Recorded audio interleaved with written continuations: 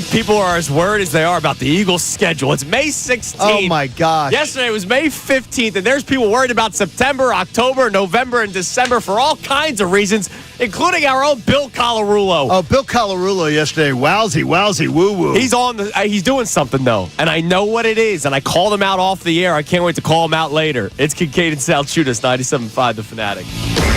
This is Kincade and Salciunas. There were a lot of people that were just immediately down and out with this team. There was the wake me up come playoff time people. There were the people that just don't believe because they think come playoff time it's going to be same old, which is when the bats go cold. 40 games into the season, the two best years we've had in the last three, we thought the team was a mess at the 40-game mark. Yeah. This team's not a mess. The starting pitching, I would argue with you, is clearly the best of the last 4 years.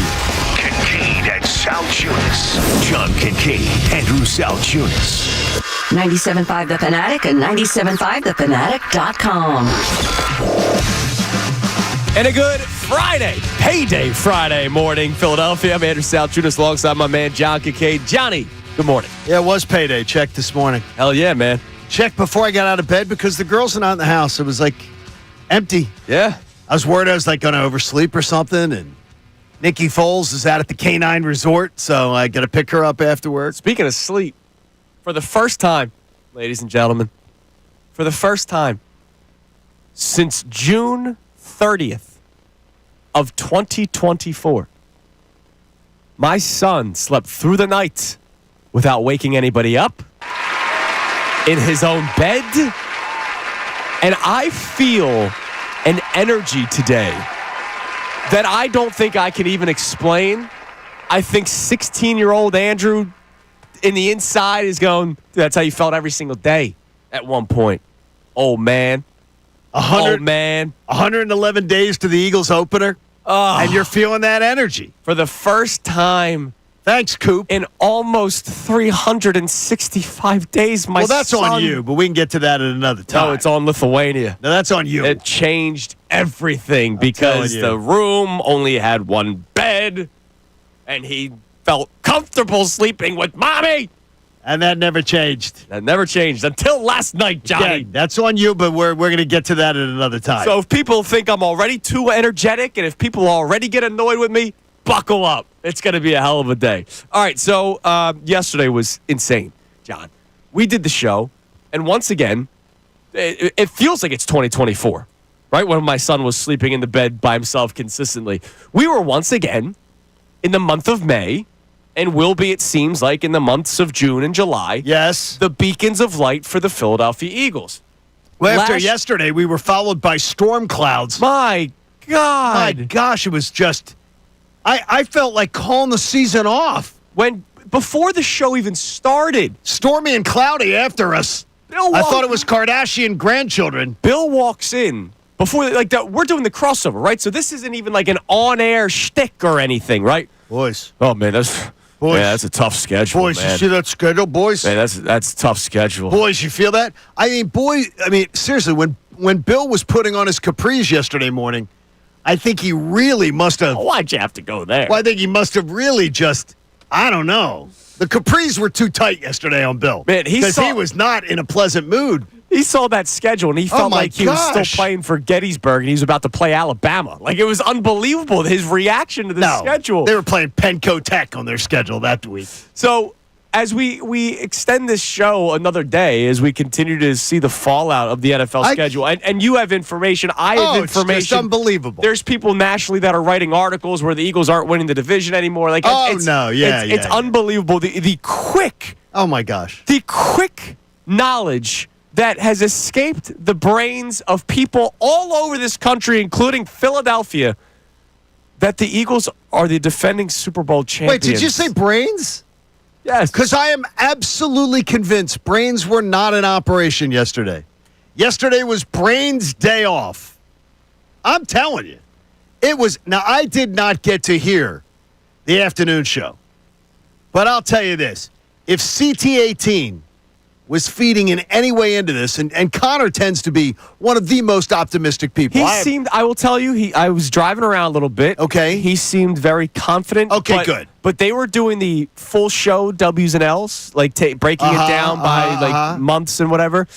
Well, Ricky, the Tampa Bay fan, can be a little bit, I heard Connor at one point say he was at 5-3, but feeling very comfortable. Oh, jeez. But comfortable with his 5. Seriously. You know what? The rest of our schedule on 97.5 The Fanatic should be sponsored by Depends Undergarments. Because we got the bedwetters behind us. Seriously, at 10 o'clock, it's Bedwetters Union. Because I heard it yesterday. I couldn't believe it. For our YouTube audience. I could not believe it. For our YouTube yesterday. Audience, 640 on the show sheet just says Billy Diapers. I mean, I didn't even try to ruin that. Stormy and cloudy, though, as I was calling them yesterday. I'm like, what's going on? One of my buddies goes, are Bill and Mike going to, is this a shtick today? He goes, I guarantee you a shoe's going to drop. And I'm like, what do you mean? He goes, God, they're negative on this schedule. Well. And I'm like, look, he goes, they've known the schedule they've known the teams. And I'm like, I said, I think the schedule's really good the way it laid out. And I said, I agree. And Andrew Tsheko is like, I agree too. Dude, that's the thing. The way it plays out. It's really nice. We talked about this yesterday, but let's just kind of quickly go through it, right? September 4th against the Cowboys. Then you have 10 days until you play the Chiefs. Then week 3, okay, normal rest, Sunday to Sunday. But the West Coast team is traveling east for a 1 o'clock kickoff. That's a benefit to the Eagles. You have the Giants, Vikings, Giants. So that means you have 2 Giants games in a span of 3 weeks where you should just walk all over that team. I know that you think it's a bad spot for the Eagles going into Green Bay. But I think it's a bad spot. But at least it's after the bye exactly, week, right? Like, it gives you a good side. That's post-bye week. And oh, by the way, it's a Monday night, so it's post-bye week and an extra day. The amount of West Coast teams, 3, that are coming east to play 1 o'clock games benefits the Eagles. That's a benefitter. There's a lot of extra days of rest before a game for the Birds. They have what the Niners had a few years ago. The year the Eagles had the gauntlet, where they were playing everybody off of 10, like the teams were playing off of 10 days rest. That was 2023. The Eagles, that sucked, right? And I'm not using that as the excuse as to why they were losing games, but that is an impact, right? Where you're playing on 6-7 days rest. Those teams are playing on 10 days rest or coming off of a bye. They played multiple teams like that. This year, they're only playing one team off of a bye. And you're coming off a Thursday night game, too, so you have a mini bye the week you're playing the Vikings. Exactly. Like, it's the Eagles' schedule, yeah, team-wise, I get it. But to your point, we have known the opponents. You've known this stuff. Do you know the American Tailgater website? Because this is something we talked about yesterday. I do not. The American Tailgater is a website, I guess, that has something to do with the NFL, like some connection to the NFL. All right. The only tailgate website I follow is phillysportstrips.com. This is hilarious. The American Tailgater website did a thing yesterday with NFL Live. As far as they rank the NFL schedules on which team has the best tailgating best tailgating schedule. What we got? Guess who comes out number 1 in the NFL? Oh. The one that everybody was whining about yesterday morning, the Eagles. Oh, we don't have any back-to-back games. This is terrible. Kincade Salciunas don't have any fun. The American Tailgater. We didn't care about the fans who want to have. The American Tailgater says the Eagles website, the Eagles schedule breaks out the best for tailgating. 2 in September, 2 in October, 2 in November, 1 in December, 1 in January. It actually breaks out the best for everyone being able to get the warm weather tailgate, the late summer tailgate. You know what this is, the John? October tailgate, the November Thanksgiving tailgate. Yeah. So, again, people just are going to complain. And you know what? Or worry. But here's the thing. Knowing this city. Oh, my gosh. And you know this city well. Yeah. It's just like weeks of football season. The first couple days, it's, I'm really worried about this game. But then Thursday, Friday, Saturday, they get all fired up and they change their tune. And that's what's going to happen here. It's going to be like your behavior last year with the Green Bay game? No, that has nothing to do with what I'm trying to say, John. Well, I'm just wondering, like all summer long, you're going to tell us that Green Bay's going to beat the Eagles, and then the day before the game, you're going to tell us the Eagles are going to win? I had more information. Nothing happened between that day and that day. I had more information. There was no more information. Jalen Hurts was taking snaps under center. You were ridiculous. I had more information. You said it up until Friday. The day of the game is when you changed. The week of the game is when I thought that the Eagles were going to win. No, you changed it Friday. But that's not the point I'm trying to make. You keep on bringing up bad gonna stuff from bring the it. past. God, man, it's just one gotcha he's got on me. Oh, the I'm not one forgetting gotcha. that. Well, All there's the whole You know Embiid. how many? This is the list of gotchas I have on you. There's the whole Embiid thing. Oh, wait, we're going no. to have that forever. By the way, Nuggets force a game 7. They do. You're holding on for that one. I need them to win, man. That's the one team I'm actually rooting for. You're begging. Because I need all these Thunder people. Oh, they did it right. I need it. Let's go, Denver. You're begging for I'm about that to one. wear a Jokic jersey. By the way, those jerseys they wore last night, the 5280, Yeah, those are cool. they're cool. All right. Really cool. So, why should anyone doubt the Eagles? The defending Super Bowl champions, the team that we celebrate that, wow, look at the firepower on this offense. And then when a sheet of paper gets printed out and it's the schedule, all of a sudden, doomsday. Why is anyone doubting? Let's get into this coming up next. 610-632-0975. Also, John is going to call out some of our own, apparently. Oh, yes.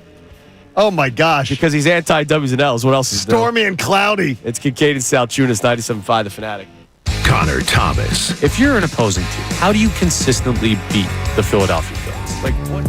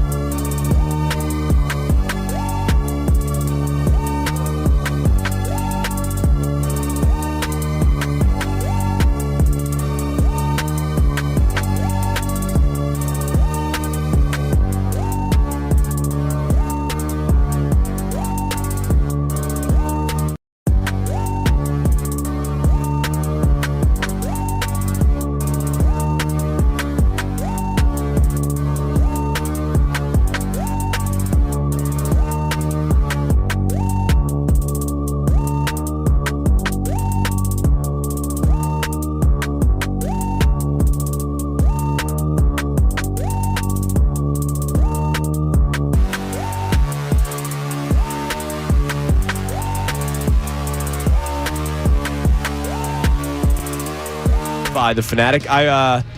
We were just talking about the Jersey Shore because we're reaching that stage of the season already, which is great. Oh, can't wait. And Next Friday, we kick it all off. That's right. Holiday Memorial Day. weekend. So John used to work at Bob's Bob's Grill and Breakfast, Lunch, and Dinner, whatever. Bike How it's rental. called. Breakfast, lunch, and diner. Breakfast, Lunch, and Diner. It's on like the corner of 13th and the boardwalk. Yeah, it starts 13th and Boardwalk and it goes to 14th and Right. the Boardwalk. So people would understand if, whatever. And so John used to work in this little alcove because you're renting out the bikes. And I showed John the first ever Salciunas family Jersey Shore trip And I knew exactly the house. was on the house across on the corner. That's "I used to-" hilarious. He goes, I used to rent that house. And he goes, that house? I said, well, I know the house. I said, it didn't look like that. It had decrepit Just different. decks. Yeah, they probably ripped the decks off that place twice Probably. since then. But it's amazing. but I Where John used to work down the shore in the summer is across. Yeah, some little curmudgeon was going to show up 30 years later. Right. Yeah, it's exactly. going big. And that house, no air conditioning. I still remember top floor. So third floor, it was 2-bedroom, and because look, it was on the corner near the beach. So that's an Sure, that's great. No, Prime time real expensive estate. property for a 2-room place. We shared it with a family, so there was like 12 It's of us, amazing. or 10 of us in there. Like it was horrible. It's man. amazing what they do. Now, we saw a thing on the news the other night where some of the rental places are really struggling. Yeah, because they raised it. Yeah, because they raise prices to be like, it is. It's unreal. How about this? So I pulled it up the other night. You could stay 5 nights, Bellagio penthouse suite. Penthouse suite. Yeah. At Bellagio, which you could bring 3 couples and stay in. And you could stay cheaper than a week at the Jersey Shore. Yeah. And I'm talking about places that don't have pools, don't have anything. And then People are trying to. The people are that raise gouging. the prices Are price gouging. And then they're whining on the news Yes. going, oh, we can't rent our and place. they blame No wonder. they blame Airbnb. No, you're price They blame- gouging. Yeah, like you're did price it. gouging. You're doing it. And You're it all price started gouging during COVID. Yeah, that's what you're doing. You're price gouging people from COVID. Lower your prices. Stop being a whore. Wow. I mean, you've said that's what you're doing. Let's go. You're absolutely price gouging, and then they're putting you on the news. You set the price high. That way, when it comes down, they think they're getting a deal. Yes. Sounds like that's what something you- Billy C's doing. Was that the Delco deal? So speaking of Billy C and, Oh, my and others gosh. at the station, so you said to me before the show started that this is a reason why you don't like W's and L's. What is it? Cloudy and rainy coming up today at 10. I mean, it is. And by the way, it's supposed to be. Now I just got a weather alert during the last app. I'm joking that we're expecting severe weather, by the way, by the end of the show today. Well, so there be you go. careful. Comes Be your way at careful. 10 o'clock. Believe me, it was a little drippy yesterday from 10 to 2. I was hearing Bill and Mike doing the whole thing. And here's where I'm going to prove W's and L's wrong. Yesterday, both of them picked the Eagles are losing to the Chiefs. Just so you know, the Eagles are losing to the Chiefs. I believe you have the Eagles losing to the Chiefs too? I did, yes. Okay. I had to find 5 losses When somehow. When Eagles Chiefs week comes, I want every listener to 97.5 The Fanatic to remember this, because I guarantee that at least one of these individuals, if not all 3, maybe 2, will all change their tune by Friday of Eagles Chiefs. Well, that's Well, not fair. that's not That's fair. not Why? fair. Why? Because What if they I look don't- like They're crap? going to come with. Oh well, now I've got more information that the thing is what. Whoa. I have no idea who Kevin Patullo is. What if they put, Okay, so they're gonna What go- if it's the Chip Kelly first game where they put up 40 points? So they go out and they put up. So Kevin Patullo is going to be like, you're going to. That's it. Kevin Patullo is You- going to make you change your opinion. Going up in the one game against the I have no against idea the who- Cowboys. What if the Eagles' defensive line that's rebuilt right now, we don't know what we got? What if they dominate week 1 and that Chiefs rebuilt offensive line still stinks? Yeah. Oh, okay. Falling right into the trap, boys. You just did it. This is why you don't do John, W's and L's. today's You W's and just L's fell are not into it. tomorrow's You W's just- and L's. You Just- just fell into it. I don't That's understand why you don't do how it. you can't just have fun No, with that's why you don't do it. You just fell into the trap because now you're like, well, wait a minute. What if? Well, that's the reason you don't do the W's and L's stupidity because Why do we do it on the Friday before the game? Anything can change before Sunday. No, because Friday, before the game, you've already seen the data of the first game. You've seen both teams play it. Then you can say, hey, educated opinion, here's what we think. We've seen training camp, we've seen injuries, we've seen one game under the belt. You're picking freaking games in May, and they're telling us, by the way, I heard 2-2.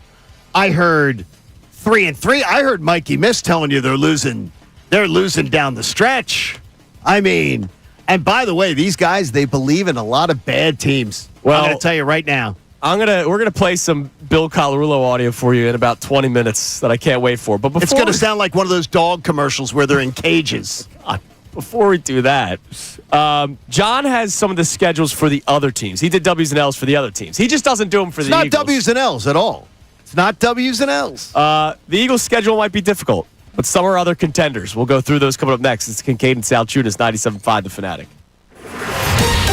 Fanatic Sports Update. Next on the agenda for the Birds, I'm Brendan Gunn with your Fanatic Sports Update. Free agency has come and gone, the draft has come and gone, and now the schedule release has come and gone. Next on the offseason slate for the Eagles are the OTA offseason workouts. They begin on May 27th, and soon after that, mandatory minicamp opens up on June 10th. However, Eagles and the fans alike should have their eyes on next week's spring owners meetings set for next Tuesday and Wednesday. That is when the official vote's going to go down for the fate of the Tush Push. We'll keep you updated all show long, all week long, right here on the Fanatic as far as any news on that front goes. On Wednesday, the Flyers hired their new head coach, Rick Tocchet. Brian Boucher joined the show yesterday and said the former player, Tocchet, has the advantage as a head coach because of this reason. He also knows how to talk to these players because he's been in every single situation you could ever imagine. As a player, as an assistant coach, as a head coach, he gets it. He knows what these players are going through. Tocchet's introductory press conference is set for this morning at 10:30. We'll have you covered for that. And the Phillies are back at it tonight after a day off as they open up a big weekend series against their apparent rival per Major League Baseball, the Pittsburgh Pirates. Ranger Suarez is on the mound. First pitch is tonight at 6:45. This update was brought to you by Mercedes-Benz. The Mercedes-Benz Dream Days are back with offers on vehicles like the 2025 E-Class, CLE Coupe, C-Class, and EQE Sedan. Hurry in now through July 31st. Learn more at mbusa.com/dream. I'm Brendan Gunn on the home of the NBA playoffs. 97.5 The Fanatic and 97.5thefanatic.com.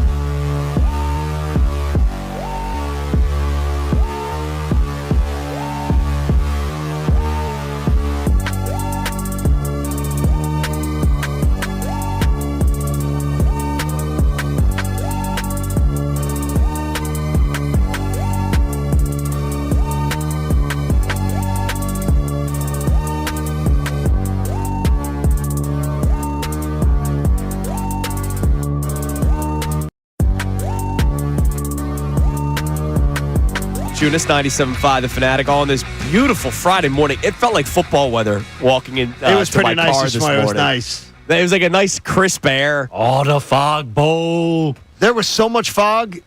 Dude, I could not see the roadway. Like, it was bad. Until I got to 202, I could not see the roadway any more than like 5 feet in front of me. Yeah. It was bad. Couldn't see Mr. Coyote this morning. Talked to my man yesterday, by the way. Just to check. Did you? Yeah, just to check. Everything good? Everything's good, man.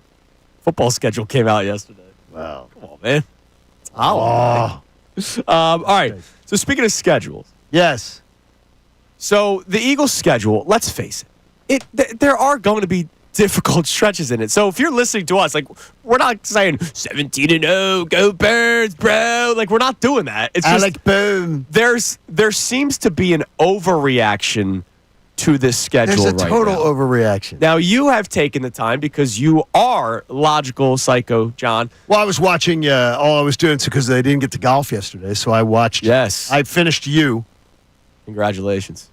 I'm going to miss Joe Goldberg. Well, He was an inspirational figure in my life. yeah, because you're both psychos who I'm have gonna miss bodies in your I'm basement. going to miss Joe. That clean ass garage you got. Like, Wait, that freaking that's terrifies me, man. Dexter. Dude, That's it's my wife. it's- No, Dexter, Joe, I liked much better. Joe it's Goldberg, much weird. better. Anyways, you looked up the other schedules for Yes. some of the other contenders in the NFL because let's face it, every team has difficult stretches. Every team has to play the Eagles. The Eagles play teams that other teams play that people are scared about. So it's not just that the Eagles have some difficult schedule nobody else does. Well, first I wanted to unveil to you. Oh, Look at the spreadsheet. We've got the NFC spreadsheets God. done. Look at that beautiful piece of just And look at this beautiful scheduling. Google.com I have It in is, front of me. yeah, but you can't look at every team next to each other like that. You can't do that. What I can do, be able to reference it at a moment's notice. I'm going to tell you this: there are two teams that I heard about them breathlessly yesterday on Cloudy with a Chance of Meatballs at 10 o'clock. I thought that was Aaron. After I us. thought that was Aaron Nola whenever Yeah, that he is. pitched. Well, no, that's just meatballs. But Mike and Bill yesterday, which really dragged you down. There was the people were calling the hotlines with that one. It was tough. There are two teams that I heard hyped up yesterday incredibly. Well, on the Eagles schedule? No. Oh, just in general. in the NFL. Okay. The Commanders and the Lions. Oh, both on the schedule. And they were being hyped up, though, for being the Commanders and the Lions. Yeah, of course. Can I give you the Lions? Can we just take for a second the Lions? Can we do W's and L's? No. I just want you to look at the Lions. Everybody's talking about the Eagles' schedule. Yeah. Lions at the Packers, L. home to the Bears. W. Then they're at the Ravens. L. Okay. Kidding. They got the Browns. Then they have to go at the Bengals, at the Chiefs in back-to-back weeks, and then they come home to the Buccaneers, and they've lost to the Buccaneers a few times. And oh, by the way, just keep in mind, new offensive coordinator, new defensive coordinator. Then they have a Vikings at the Commanders at the Eagles stretch. Jeez. Then they come home to the Giants. Then they have a Packers, Cowboys, Rams stretch. Wow. Then they finish out Steelers at the Vikings at the Bears. The Lions' schedule is worse than the Eagles. Period. Yeah. It's worse. It is it's a nastier schedule. I would not want their schedule. Everybody talks the Commanders, man. Commanders. I told you yesterday, week 18 will mean nothing. And it's been bookmarked, by the way, by my buddies, the Junks, down in D.C., who do Nice. morning radio down there, Radio Legends. They have bookmarked it. I know Bram has bookmarked it. Week 18 is going to mean nothing. The Eagles will have clinched the division, and the Commodes will maybe be playing for something for them, but it won't mean for the Eagles. Okay, just listen to this for the Commodes. By the way, I'm just looking more at the Lions schedule, too. They don't have, like, the 10 days rest. No, at they the don't. Eagles. It's they have a couple stretches of it, but then they also have a couple of short weeks throughout the 2 short weeks. The 20th, that second Packers game at home in Detroit is on 4 days rest.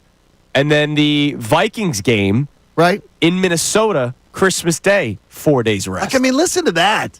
How about, like, they start the season with the Giants at home, the Commodes. Then they have the short week at the Packers. That's not an easy one to No. start. Immediately to go on and the short the Packers are coming off of Brazil, which obviously time difference and everything, but Packers weren't in Brazil. Oh, my God, that was last year. Yeah, exactly. Forget what I just said. Then they go to the Raiders. They have a home game of the Raiders. Then they have to go to the Falcons and go to the Chargers. They're home to the Bears. Then they have an at the Cowboys, at the Chiefs stretch, which isn't easy. Then they've got a Seahawks, Lions, Dolphins stretch, which guarantees them they're losing one of those in there. They've got Broncos at the Vikings, Eagles, Cowboys, Eagles to end the season. I'm telling you right now, the Commanders do not sniff 12 wins.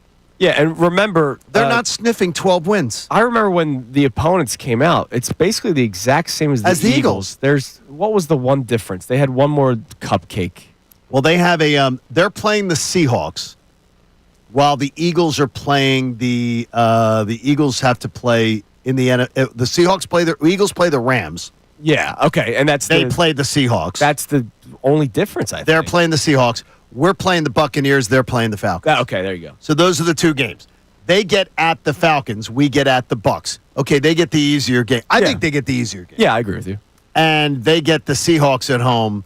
We get the Rams. I also think they get the easier game there. Yes, I do agree. But we'll see what Sam I Darnold's do not like. I'm telling you right now, everybody who wants to buy the stock in the Commanders, we'll talk.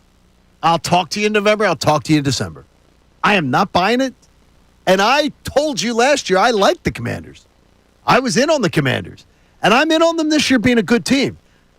10 wins, 10-7, playoff team, sure. Yeah. 11-6, maybe? Yeah, I'm in. With their old roster. Winning the division? Hell no. What if Jaden Daniels is that guy that takes the next step, like a Lamar Jackson year two, Mahomes year two, Carson Wentz year two? Like, what if he's not the C.J. Stroud? Then what? Well, I don't believe first off, he was much better year one than Carson Wentz.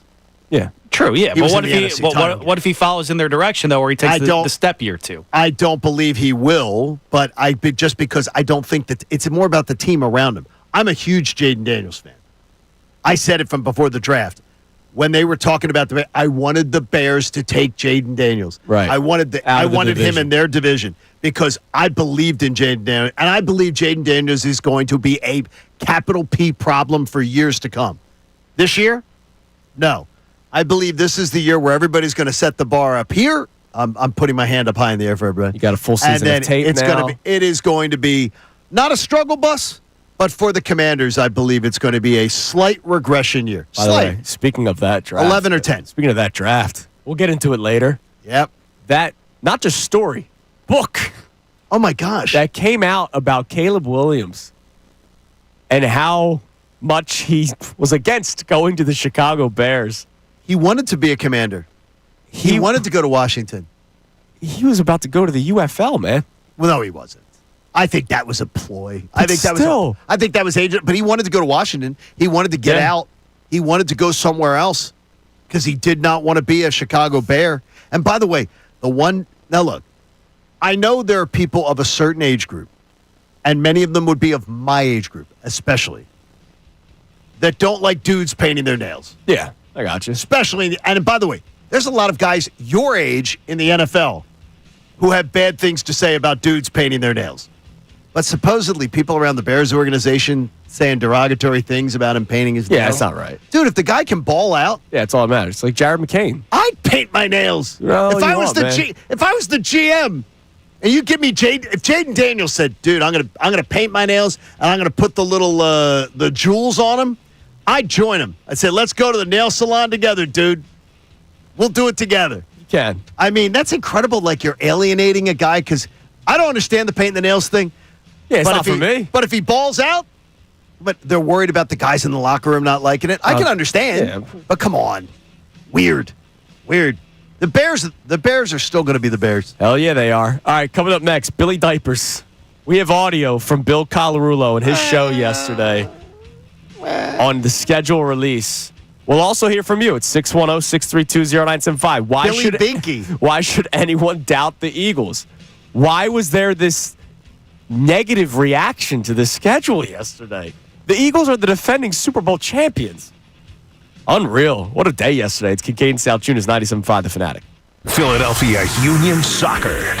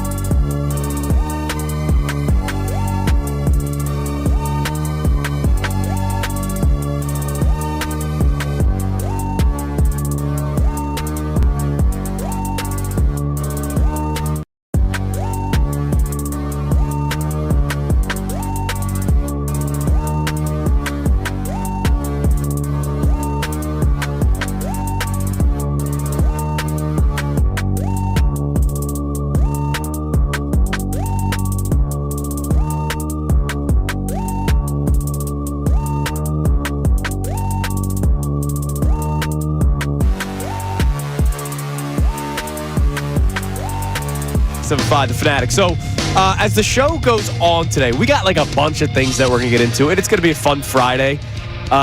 We have some stuff about the NFL. We have stuff with the Phillies that we'll get into.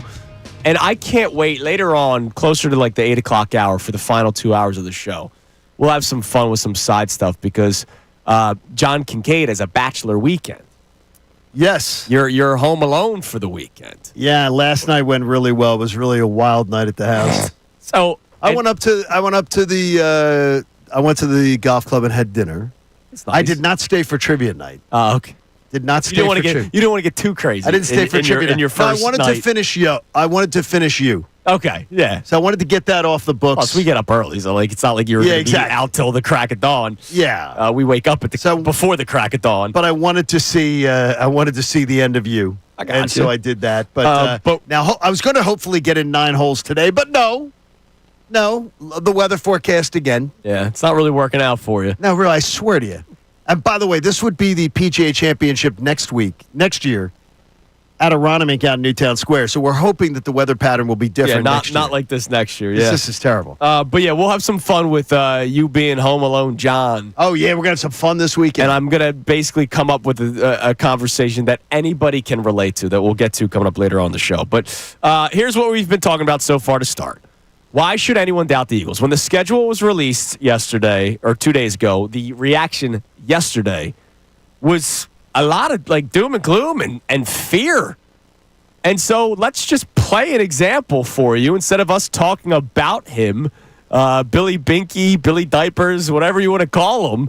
I'm worried about Bill's front teeth because a lot of times he's going to need like, the retainer. Yeah, if you have the Binky for too long. Then it's going to start, his front teeth are going to start to stick out. Coop had that RSV virus, which is not good for kids. No, it's not. When he was like 6 or 7 months old, never used a Binky after that because he was so congested. Oh, no, it's terrible. Kid has not used a Binky since he was 6 months old. That's good. Yeah, I know, for that reason alone. Here was Bill yesterday giving his initial reaction to the Eagles' schedule. But the way it sets up, you're right, man. It's not easy. No back-to-back home games first time since 2008. And I just look at some of these matchups in here. You mentioned the week 2 through week 5, 4 straight playoff teams. Not going to be easy. The 5 games to end the season, 4 out of those 5 are against playoff teams. But here's what I really hate. Week 10, you go to Green Bay for a Monday night football game. And then you have a short week coming back to play the Detroit Lions. So even though that game's at home, that is a short week. I hate that you play Detroit on a short week where if you look at what Detroit has the week before, they're at Washington on a Sunday. So not that big of a deal for them, not a lot of travel for them. So we're going to do the W's and L's, but when I look at this, I think my first blush would say they're not winning what they won last year. To expect them to go 14-3 with this schedule, I think we'd be a little naive. Well, hold on a second. Who's expecting 14-3? Yeah, who's saying that? I have not heard a single person expect 14-3. See, that's the whole thing that I don't like about this stupid win-loss crap. It's nobody is saying this. It's like yesterday I had to say with someone on Twitter, I'm like, I'm not going to argue with you about something that I've never said. So I'm not going to argue. I'm not going to get into you. I know you want your day. Your day is enthralled by arguing with somebody. I'm not going to argue with something I didn't say. I mean, it's like nobody is saying 14-3. Nobody's expecting that. But like, I think Bill has them losing at Green Bay, but which, by the way, So do you. I do too. Yeah. I think it's a bad spot. But what he fails to mention is that they're coming off a bye, and then he does the whole short week with the Lions. Like, okay, but it's Monday to Sunday, and oh, by the way, it's Sunday Night Football, so it's not like Bill did pick win Packers losing next week. Then he has them losing, but he also has them losing to the Rams. Losing to the Rams, yeah, but he had them beating the Packers, Rams. Losing to the Lions, and he has them losing to the Chiefs. So he has them 1-2. Wow, 1-2. He has them losing to the Rams and losing to the Chiefs, and he goes. So here's he has them losing to the Rams, has them losing to the Lions. So in other words, Bill is telling you right now, I don't think this team is that good. I don't think this NFC team is that good. Here's what I'm going to tell you is a great indicator. So I called my boy in Vegas yesterday. All right. From MGM Resorts. He is one of the people who handles the book for all of the casinos on the Strip. I said, do me a favor right now. Look at your computer screen. And I know they've got like like 700 screens in Right. that background. Look at your screen right now. Could you do me a favor?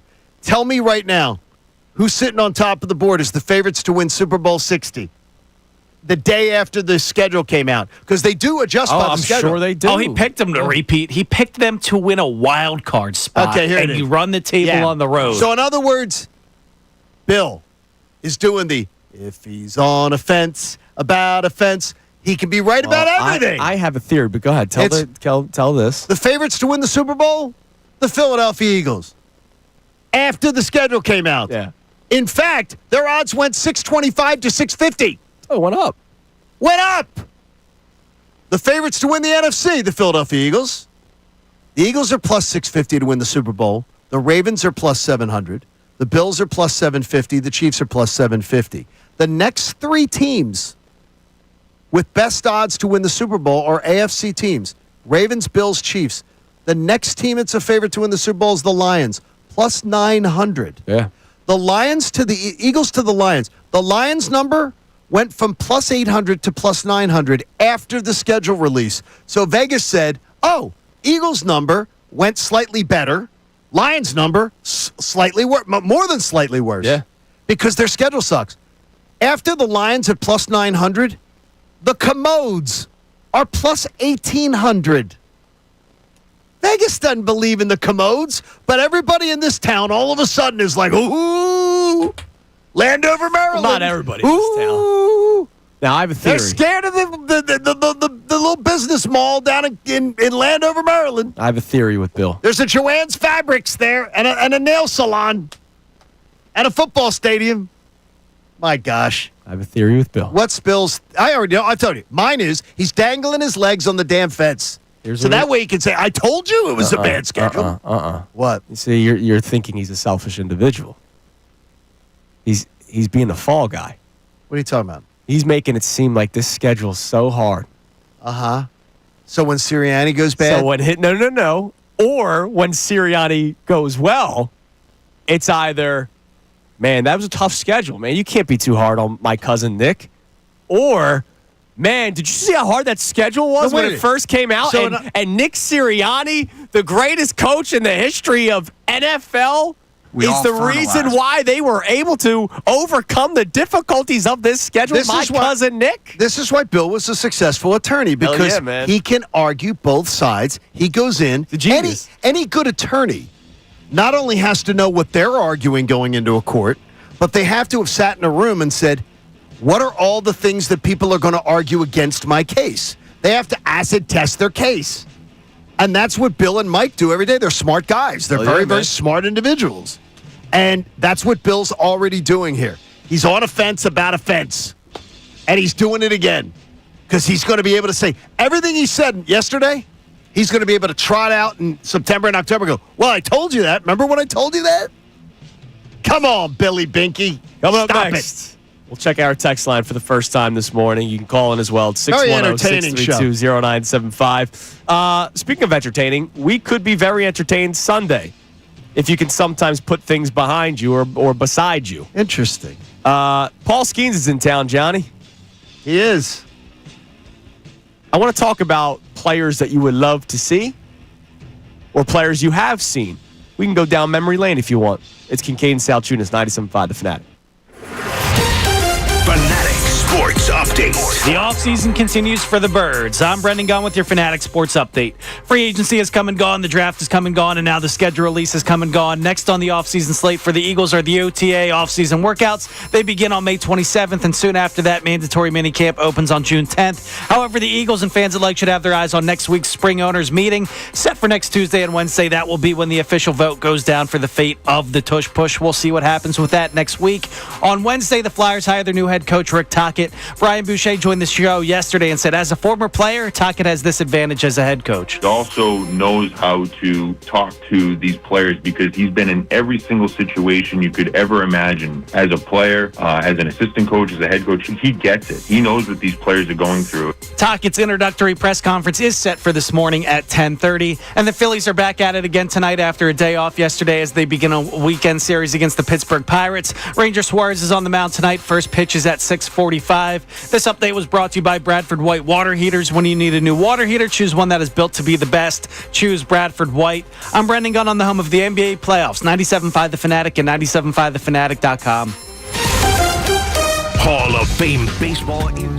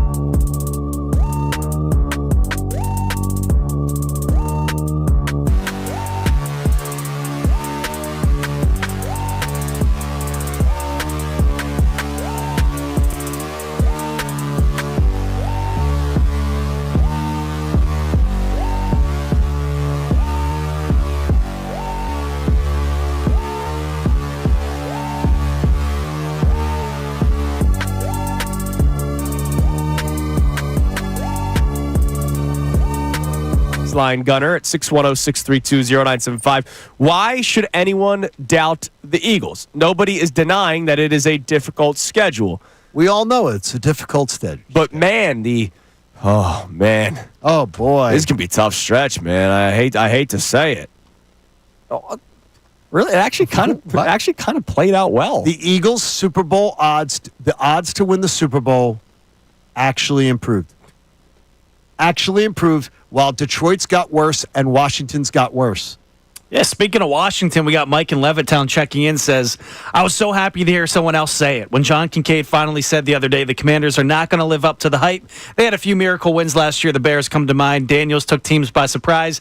Now there's films. Their defense was older and just got a bunch of guys on one-year deals. We'll see what happens with that. And Zach Ertz, all due respect, he played a big part in their offense. They're surely going to fall back. And the thing is, though, I like them, but I was thinking about it this morning, and it's something we'll look at over the summer. If I was to say right now, Eagles, Commanders, Lions, Vikings, the top 4 win teams in the national conference, NFC conference. Yeah. I think every one of them is having less wins this year. Every one of them will have less wins than they had last year. Yeah, well, the Lions had, 13, and the Vikings had 12, or was it 14 Lions had and 13? 15. Oh, my God, yeah. Lions had 15, I believe. And the Vikings had 14. 14. Yeah, that's not Eagles had that's not 13. happening again. Like, I think last year was the anomaly, and the Commodes had 12. I mean, Washington is going to be – I'll just sit back and watch. The Washington Commanders are not – look at the roster. You would not take – if you had the all 22 and you asked if you had a blind general manager test and said, here, just pick the player you want at the position, the Eagles would the Eagle player would be taken, I'm going to tell you, probably at 15 positions, 16 positions minimum, where it would be unanimous. Yeah. So to me, I think people are just, they're thinking, wow, Washington's, I think they're for real. I think they're a good team, but I don't think that they're the Eagles. And look, Kevin Patullo could be a disaster. Yeah, 2 creams, 1 sugar was. Or Could be. they don't miss a beat. And if they don't miss a beat, then the Eagles are rolling again. Not rolling, but the Eagles are finishing with double-digit wins. If he's a disaster, okay. But that may not be because of the schedule. It may just because of the offensive coordinator. Like, so much goes into the season other than just the schedule. But the schedule released yesterday that brought so much fear out of such people angst. yesterday was shocking to me. What else we got? No name on this one. It says, what is there to fear when the Eagles are going to be favorites nearly every single week? I mean, we're going into Kansas City opening up as just a 1.5 underdogs. Yeah. That tells me all I need to know. We're the top dog. You're going to be underdog at KC. You're going to be underdog at Buffalo, maybe, depending on where Buffalo's record is at the time. Right. I mean, you're The Eagles are going to be favored in the majority the of vast games. majority of games. Absolutely. That's All right. great. Buffalo, by the way, open up yesterday. Right now, slight favorite every game. Oh, Every really? game. Okay. They have such a bad I mean, schedule. look, they're also they're a good football team. Yeah, they got a horrible schedule. You're listening to 97.5 The Fanatic, WPEN HD1, Burlington, Philadelphia, a Beasley Media Group station broadcasting live from the Comcast Business Studio, powering possibilities. All right, so topic number 2 to sort of get into this morning as we have reached the 7 o'clock hour on this Friday morning, man. And I feel great. My son slept through the night. Friday, Beautiful. baby. Paul Skeens is in town.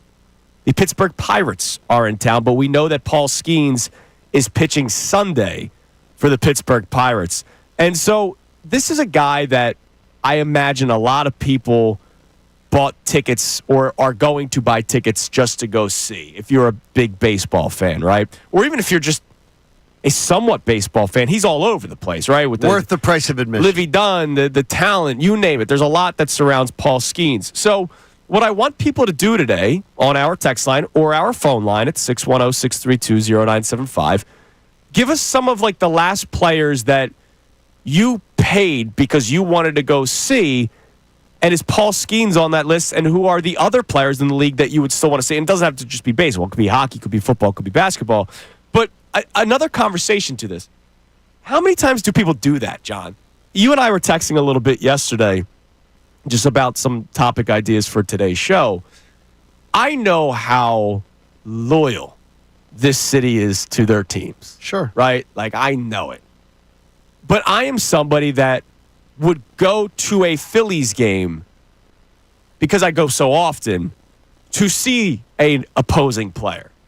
A couple of years ago, 2 years ago, 3 years ago, I forget when it was, I took off from work because I was still doing middays at the time. Okay.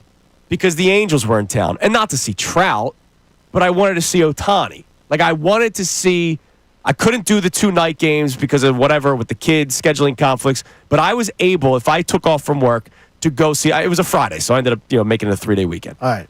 I bought tickets to obviously cheer on the Phillies. Okay. But you wanted to see Shohei But I Ohtani. went for Ohtani. Because you wanted to see, you mean one of like the transformational players of the game? Yes, absolutely. I think that's do people have a problem with that? Like, I'm sure believe? there are some people that are like, oh, you didn't go just to cheer on the Phillies. And no, I did cheer on the Phillies, but not going to lie, when I saw Ohtani rip one to the wall, I was like, well, wait a minute. Man, that was cool. I didn't cheer it, but I thought it was cool. Like, all right. I saw it. When he ripped it to the wall, did it fall for a hit? It was a base hit. I didn't cheer it. John's taken aback by that one. I didn't cheer it. Okay, you said it was cool. Yeah, it was cool to see. You don't. Okay, let me ask you. Okay. All right. Paul Skeens is in town, right? Yeah. Do you want to see him give up 10 runs in the first inning? Yes. And no, hold on. Then you just bought the tickets and watch one. That's fine. He gets pulled. That's fine. I could see one of the all-time greats right out on his backside. Love it. Sign me up. Sign me up. You saw one inning of the guy that you paid admission for. That would be fantastic because it would be a really memorable appearance. That'd be awesome. I want to see the great player, and I'm most likely not going to see the Phillies run him out of the yard. Yeah, exactly. But this is a guy who has already lost 4 games this year and doesn't have a great ERA. Yeah, I got you. Bonds, right? People used to go. I know Vet and Citizens Bank Park. My dad, God bless my father. My dad, the games he took me to for this conversation, he took me to see a Sixers-Wizards game when Jordan was on the Wizards, just so that I could see Michael Jordan. Say you saw Michael Jordan. Say that I saw Michael Jordan at the FU Center, right? Like that's a memory that I will always have. Shout out to my dad, and he did that with the Cubs with Sammy Sosa, Cardinals with McGuire. He did that for me with Bonds and the Giants. Now I wasn't at the Lieber game, but do you remember the home run that John Lieber gave up to Barry Bonds where it hit the McDonald's sign on the third deck? I remember seeing the highlight of it. Yeah. Every Phillies fan that was there was like, "Wow, that's pretty wild." Yeah. Like let's be honest, they booed Lieber and kind of celebrated the home run because they saw something that they went to see. Even though they wanted to probably boo Bonds with the big sign, hot dogs. Ruth did it on hot dogs and beer. Hank Aaron just did it, blah, blah, blah. Like, people still wanted to see that Titanic shot. Okay, I mean, no, I get you on that. I went to see a Mavericks game with Dirk because I wanted to see the Dirk shot.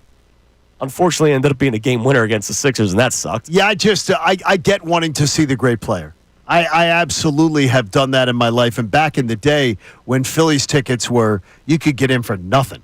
You could get in for, like when they were bad and you could walk in off the street. I absolutely would buy tickets from a scalper for cheap, like right at the start of a game. Yeah. To be able to go see a particular player. Now, going and giving like Chase Utley a standing ovation when he beats the Phillies. Yeah, I didn't stupid get, stuff like that does not. That kind of stuff is stupid. Yeah, I'm not saying again. That's stupid fan behavior. I'm not saying when you're talking about that. But what did that game equal up to? Who cares what that game was? Nothing. It doesn't matter. Yeah, because they sucked at the time. I get it, but I'm not rooting for an opposing player. You don't root for opposition. No, you don't. It does He's matter. not really an opposition. Yes, he is opposition. He was the ops. He was the ops, bro. He was opposition. Man. He was the ops. But where do you fall in this, Gunner? Like if you bought tickets for Sunday, yeah, I want to see him get rocked. You want to see you would take him out in the first inning.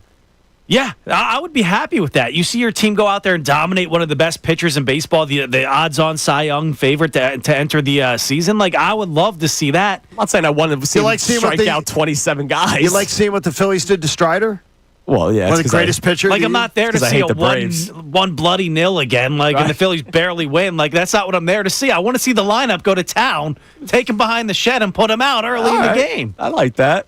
I just wonder, like, when it comes to seeing, like, I don't want him to be the proactive player of the game at the end of it.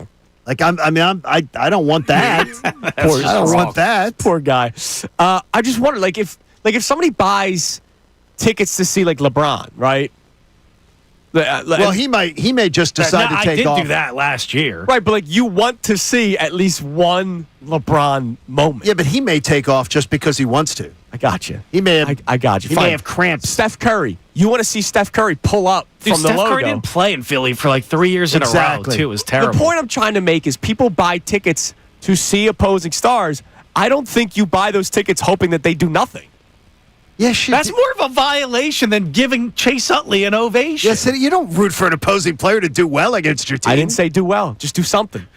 One basket's he nothing. goes out there and gets one rocked. He's doing something. One basket's fine. A 2-point night for Steph Curry, I'd be fine with it. As long as that, what, a 3-point I night. just wanted to see A LeBron 3-point night. It's got to be. It's got to be from the logo. Like LeBron man. can do the chalk thing. Steph Curry can do his pregame mid-court shot, and that's all I need to see. That's all you need to see. Okay. LeBron can bring his children to the game. Like, bring your kids to work day. All right, coming up next. She does. I want to hear some answers on this conversation at 610-632-0975. Also, speaking of the Phillies, John had a demand for the team over the span of 13 games. Not a great start. No. It's Kincade Salciunas, 97.5, The Fanatic. We want to hear from you. So text us at 610-632.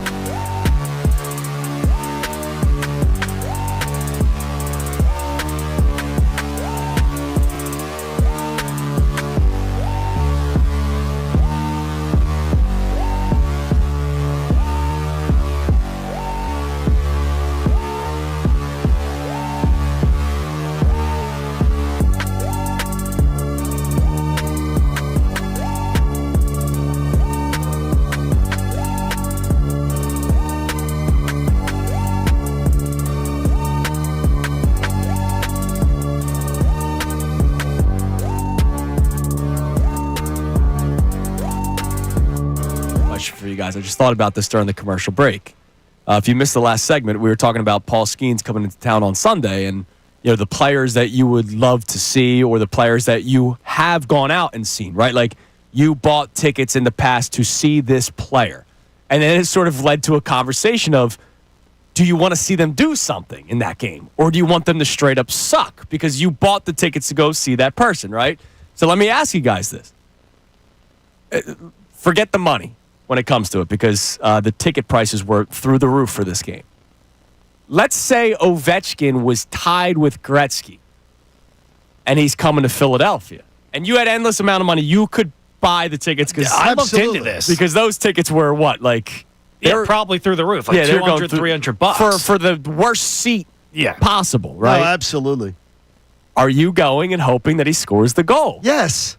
Yeah, that means it goes against your team. And I hope the Flyers are up 4-0 at that time. Exactly. You can moving the goalpost, as John likes to say. No, that's not moving the goalpost. It negatively impacted your team. No.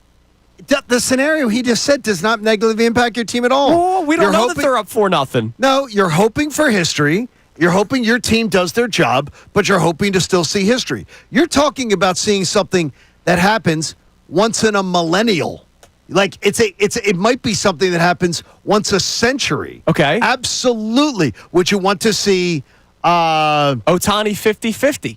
No, that's not that. Nah, you can have that all. Who gives a crap if about that? If he's at 49 home runs and with their bigger 49 bases, pizza box bases, I'm not buying into they that. totally made that. He's got the Mickey Mouse stolen base. He's got the extra 6 inches with his stinky gloves on. Here's the Get glove. out of here. Now we have the oven mitt gloves, which means you're safe. You get which 2 is extra stupid, inches. which should not count. We should all use a little. You should not be. I'll use that gun. Dr. Avidan Appel can help.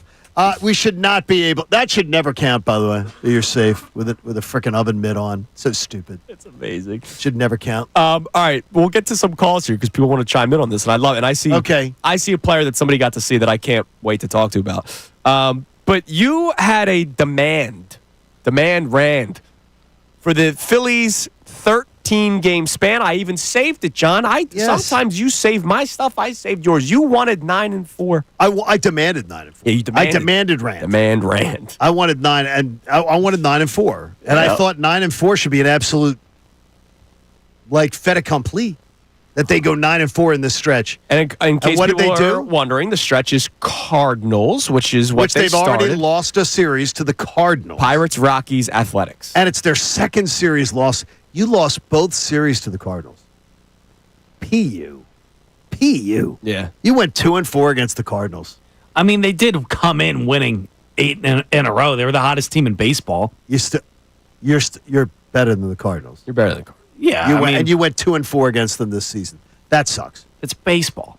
Well, Okay. Or it's Aaronola. God, it must be that chair. Yeah, you know it must what? be. You know it must what? be that chair. It is that chair. It's that chair. It's yeah. just the. It's okay. It's baseball. Everything's all right. That sucks. How many just seasons, say it sucks. It does suck, but how many seasons No, of no, baseball no, do you win just every say- series no, against the team you're better I didn't than? say It doesn't that. happen. Just say it sucks. Now you it could sucks. you It could does still suck, get but it 9-4. happens. It's still It sucks. possible.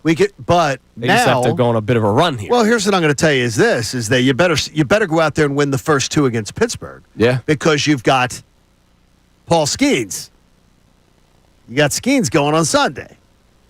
Let's just say you want to make sure you're not in a 1-1 series there, because if you go out there and you start it, you have a homestand, and you go out and you lose 2 series to the Pirates and the Cardinals. That sucks. Yeah, that would not be fun. That sucks. That's not good, and that is unacceptable. Now I'm sure that Brendan and Connor would tell us that it's fine. Yeah. Everything's okay. Pittsburgh, It doesn't happen. I'm not saying that for Well, you. you Cardinals better- are a good baseball team. You better win this one. Cardinals are a good baseball team. Yes, like a 500-ish baseball team. That's what they are. And it's you should win that, especially a home series. As long as Noah's not going, you should win a series. Yeah. Well, right now with you want to win these first 2 so you don't get into the Skeens problem on Sunday. Nope, you absolutely don't want to. As far as doing that. And again, then you're just coming in 3-3 going on the road. Now then you got the Rockies and the A's. I'm telling you, it's this is where you're supposed to be taking advantage of stuff. Yes, And the especially when Mets teams behind you are getting hot, like the Bravos. Mets again ready to play 7 against the Dodgers in Yes. the next 2 weeks Yeah, coming yeah, up. exactly. Coming up. So this is when you're supposed to be taking I advantage. believe I saw a CT18 guarantee that the Phillies will be in first place By this time next week, as yeah. of yesterday. I saw this on the afternoon show I saw that a little bit. about So it. we'll see. You know, our man that has not contacted us since he's Yeah, he on the doesn't pay afternoons. attention. He's already moved on. Let's go to our man Tim. Timmy saw a player. He went to go see this player, and I just want to quickly hear about it because that's awesome. What's up, Tim? Hello, how you doing? Good, buddy. Yeah, my name's Tim. I'm from Ariel. When I was in the late '60s, my dad grew up in Butler, Pennsylvania, which is north of Pittsburgh, and I had cousins all through there. They would come to Philly, and my dad wasn't a big baseball guy, but he knew this umpire, Ed Vargo. I don't know if any I know Ed guys Vargo, remember sure. that name. Yeah. And he went to school with him, so anytime he came into town, he gave my dad tickets to like behind the plate, all the best seats. So I saw Roberto Clemente on bat day. I had a bat with his name on it. That's awesome. Back in those days, That's they awesome. gave you a real bat. It You wasn't weren't- like that little. But you weren't cheering for the Pirates, were you? No, not at all. Because Richie Allen was on the Phillies at the time, and he used to hit them over the roof and out. I mean, See that? he was my favorite. Yeah. He was Yeah, my I'd say favorite that's player, good. That's probably. very Right, but that's very cool that you get worthwhile. to say, and thanks for the call, Tim. He gets to say that he saw Roberto Clemente. See, which now is that's awesome. a great. Now, I'll be honest. I'd want to see the cannon. You would love to see that. If a ball gets hit in the corner, I want to see Clemente throw it from the right field corner to third base. My aunt and uncle retired, Dave Lister and Betty Lister, and my aunt Doris, they moved to Crystal River, Florida. All right. And their neighbor was right across the street was Roberto Clemente's widow. How about that? And would see his sons. I think he had 2 sons and everything. Great people. And she was a great lady. I don't know if she's still with us, but a great lady. Good people. That's awesome. All right. Coming up next, we open up another topic. Still in the sports realm of things, because your bachelor pad weekend will begin the 8 o'clock Oh, it's going to hour. be wild. There's something that people are almost debating as if it could happen. What? In terms of the NFL. I'm curious to see how people will fall on this. Not just us, but callers and texters. Because I know people don't like change, but I know that people love chaos. It's Kincade Salciunas, 97.5 The Fanatic. Fanatic Sports Update. Next on the agenda for the Birds, I'm Brendan Gunn with your Fanatic Sports Update, and it's brought to you by Philly Sports Trips. The NFL schedule just rolled out. Book your epic Birds away game trip now at phillysportstrip.com. They sell out fast. That's phillysportstrips.com. Free agency has come and gone. The draft has come and gone, and now the schedule release has come and gone. Next on the offseason slate for the Birds are the OTA offseason workouts. They open up on May 27th, and soon after that, mandatory minicamp opens up on June 10th. However, the Eagles and fans alike should have their eyes on next week's spring owners meeting set for next Tuesday and Wednesday. That's going to be when the official vote goes down for the fate of the tush push. We'll see if that play stays legal or not next week. On Wednesday, the Flyers hired their new head coach, Rick Tocchet. Brian Boucher joined the show yesterday and said, as a former player, Tocchet has this advantage as a head coach. He also knows how to talk to these players because he's been in every single situation you could ever imagine as a player, as an assistant coach, as a head coach. He gets it. He knows what these players are going through. Tocchet's introductory press conference is set for this morning at 10:30, and the Phillies are back at it tonight after a day off yesterday as they begin a weekend series against the Pittsburgh Pirates. Ranger Suarez is on the mound tonight. First pitch is at 6:45. This update was also brought to you by ExpressPros.com. If you're ready for a new job, let Express Employment Professionals help you. Express is already hiring for summer jobs in a variety of industries. Visit ExpressPros.com now. I'm Brendan Gunn on the home of the NBA playoffs, 97.5 The Fanatic and 97.5TheFanatic.com.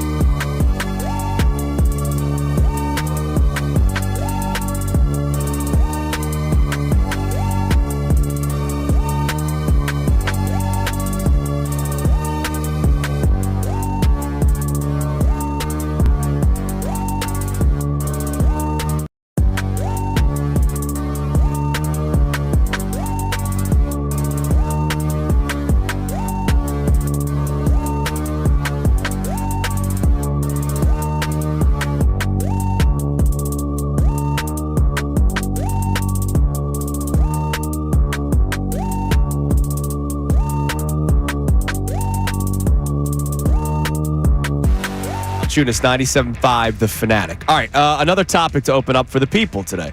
We'll get back to our texts and calls about what we've talked about so far this morning, which has been about why anyone is doubting the Eagles because of a schedule release, which was amazing to us. We'll play the Bill Colarulo audio later on the show today. But now also we opened up Paul Skeens coming to town. Who are some of the players you went and saw specifically? Who are players you would like to see? And when you see these players, do you want to see them do something in that game? I'm actually surprised that you guys were like so against seeing. Like I saw Ohtani hit I think it was just an RBI single or something, and the Phils were up big. It was Whoa, he did not throw that detail in there. An RBI. I didn't said it was just a single. Now he's No. See, now this is why it's bad when it's 1v2 because you guys are going to gang up on me. I never said I cheered it or rooted it or wanted to see it. Chunas shed a tear when Ohtani one tear went down his right cheek. By the way, that same game was when Turner and Harper both went yard. Harper, number 300 that day. That's a great game. Yeah, and they lost. Did they win or lose? They won. I don't remember. Because I had to take Coop out because once the roar of the crowd happened, he got really they both hit a home run. Phil took the lead, and he's like, no, Ohtani gets the hit. They may him to get a pitch runner in there. This is why I see unfair, erroneous. Anyways. He was learning Japanese, listening on the way there to the Japanese tapes. He was catching his Pokemon in the stands. Yes. Boy, that must have been a great day to play Pokemon Go. All right. Can I get to the next topic? I have a lot of words to call you guys. The NFL Draft Lottery. Everybody on their phones. The NFL Draft Lottery. In case people are going, what? NFL Draft Lottery? Draft Lottery? Yeah. We all know about the NHL and the NBA Draft Lottery. And after the both insane lotteries, right? Islanders jumped up 10 spots. After losing they had the NHL All-Star game taken away from them. And after Luka magically ends up on the Lakers, the Mavericks climb up 10 spots to get Cooper Flag. It's amazing. It's almost like the coincidences are just wild. Yeah, it's almost like they can't fix something. So after the, talk surrounding the NBA Draft Lottery and the amount of reaction that it got, there was all of a sudden talk from people that cover the league, like Adam Schefter, about just how crazy an NFL Draft Lottery would be. And this was all hypothetical. Correct. But some big names were talking about it. Yes. And it intrigues you. It does. It intrigues me. I'm not saying I'm definitely for it, but I'm absolutely intrigued by it. I hate it. Okay, I understand why you'd hate it because of the fact that it does. There's a competitive balance thing about having a draft where the bad teams get better by getting it. But I hate tanking. And in this town, we've got a bunch of dorks that celebrated tanking like it was some science. I hate tanking. I think tanking is stupid. Now, if you are out of it, if my team is out of it mathematically, they tried to do something well and then things that I totally get it. Like the Eagles did to Joe Judge. But methodically, nah. Methodically saying, we're going to be smarter than that, but we're going to lose for years on time. No, I don't like. So now, in the NFL, you can't do it years on. I mean, the NFL, the turnover rate, we see it all the time. It happens, right. Like a bottom dweller team, depending on the organization, right? Because there's some teams that always stink, right? But there could be a bottom dweller team, and then in a couple of years, they're legit contenders because they can go right back in. They draft the quarterback. 15 years in a row, they had that last to first streak going. It's the ultimate league of parity. How about two teams came in 1994? Two franchises came in. The Jacksonville Jaguars and the Carolina Panthers. The next year, they were both in the title games. Yeah. They were both in the Final Four. And that's why, the parity in the NFL, I know that we have seen dynasties recently, right, with the Chiefs and the Patriots. But there's parity in this league that I don't want to necessarily mess with. Not that an NFL Draft Lottery would completely change it, but it's just something. It's the if it ain't broke, don't fix it kind of conversation for me. But I also don't want to reward stupidity. How about this though? They always talk about the quarterbacks going to the right situation. You introduce a lottery. Maybe more star quarterbacks start to formulate in a league that the quarterback position is kind of weird. But here's the deal. But then teams trade. So some team ends up with the pick that doesn't need a quarterback, Right. that already has the quarterback, then they're trading that pick or they're trading down a couple spots. And they're most likely getting even better than what they Right. already were because they already have the quarterback. I don't want to reward stupidity. So the New York Giants this year, right? Let's say they didn't have the hardest schedule because they have a nasty They have schedule. statistically the hardest schedule in the NFL as of right now before any games have started. Let's just say they came in the middle of the pack with the schedule because it's wild that one of the worst teams in the league gets the hardest schedule the next Just worked year. out that way. It's wild. Russell Wilson will win them 5 or 6 games because they have Malik Neighbors and they have a pretty damn good defense, right? Let's roll. They'll win 5 or 6 games. So that won't be enough losses for them to get the number 1 pick next year. Because of stupidity. Like, they should not have signed Russell Wilson and signed Jameis Winston, even though I know they ended up drafting Jackson Dart.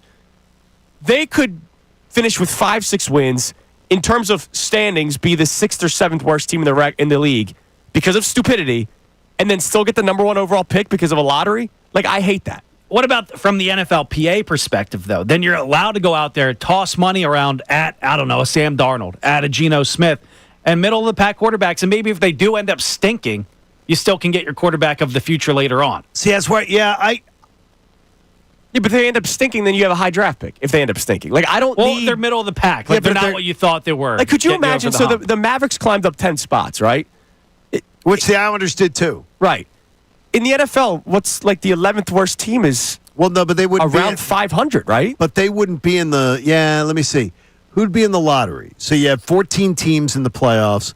So you'd have 18 teams, but I don't think they'd put 18 teams in the lottery in the NFL. I don't know that they would put 18. Where do you teams draw in the line, though? That's I the think thing. what you would do is, I think that to me, the bottom 2 in each division? I would put I would put the bottom 4 teams in the lottery.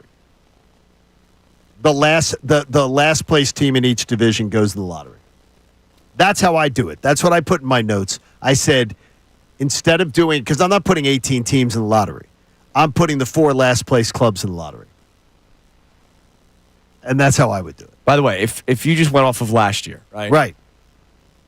Sticking in Dallas, the Cowboys had the 11th worst record in the NFL Right. at 7-10, At 7-10. and they lost their quarterback Right. to the season, right? Like the Cowboys were not going to win only 7 games last year if Dak Prescott didn't get hurt. We could all be big boys and They would girls. have won like and 9 or admit 10 that. Yeah. minimum.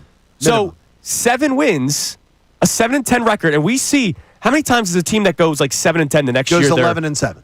The very next season, Yep. right? You mean to tell me they could get the number 1 overall pick? Well, that's if you let 18 teams in the. I don't think you're letting. No, that's 18. 11. That's 11 teams.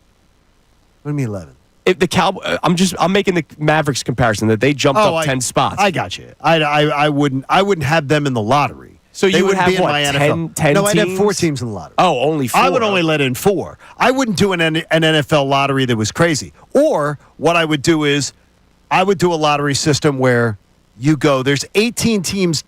18 teams don't make the playoffs. So what I would say is, okay, let's do it this way. The top 4 teams compete for the number 1 pick, 1 through 4. Okay. So those 4 teams are in a lottery for picks 1 through 4. Fair. And then I would say the next 4 teams are in a lottery for picks 5 through 8.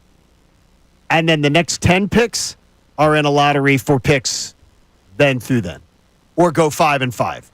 Do it some sort of game show where you don't make it so you make it where there's still some drama to it. Can you imagine the TV ratings for that show? For the My God. Yeah. Oh my gosh, it would be, and the talk for that show. So you do the first hour of the show is the first 4 picks. No, you save that last. You save that last. Oh yeah, dude. Oh, that could work. Okay, so the first hour of the show is picks 18 by my system, 18, 17, 16, 15, 14. The good to use my fingers. Yeah. Good 14 job. through 18. Those 5 teams are competing. The slots 14 At through 18. what point does it stop, though? Then when do you put the wild card teams in a lottery as well? they're and not they in. get to They're pick? not in. Here's the deal. They're not in. Yeah, but not based on how far they go in No, the they're based on postseason. finish. They're based on finish. Here's my at that answer. point. Don't change anything. No, because the NFL is always breaking things to make it better. So that's what makes them better. Because they don't sit around and wait. Baseball has finally started to change. And baseball has seen, wow, we're getting younger viewers. We're getting faster games. We're getting better TV ratings. Wow, we finally learned. All right, I want the people's immediate reaction on this. So text and call in 610-632-0975. Would you be open to an NFL draft lottery? And it doesn't have to be exactly the way the NBA You or can do it NHL any way you does want. it. You don't have to do it my way either. Or do you just want it to stay the way that it normally is, which is me?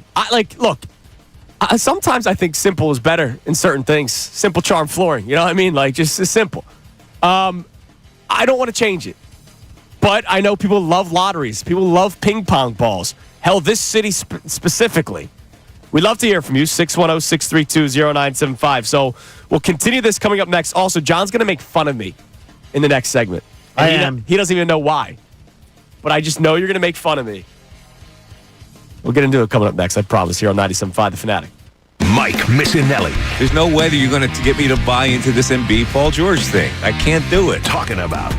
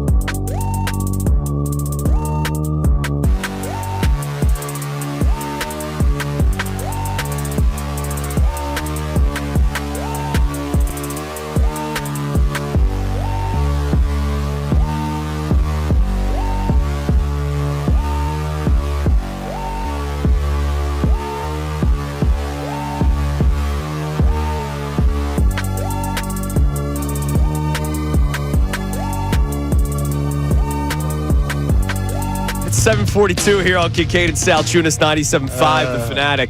All right, you're going to make fun of me. Okay. I know it. Why? But sometimes you should just let people be happy. By the way, first off, before I get to that, congratulations. Did not what? know Nick Castellanos and his wife were expecting. Yes. And I saw Mama Castellanos, Michelle Castellanos, tweet out a photo of Nick holding his new baby. How about that? So congratulations to the Castellanos family. And I saw a photo of Liam holding the sibling. I don't know if I don't know boy or girl. They're holding the baby. So congratulations to the Castellanos family. All right. Jeff Kerr tweets this out yesterday. What's with Jeff Kerr doing? What's he doing? And I'll be honest, man. Like, I smiled ear to ear. You did. And I know there's people around this entire area that are going to roll their eyes at me, including you. What's that? Do you know who's throwing out the first pitch today for the Phillies Pirates game? Okay, wait a minute. Let me guess.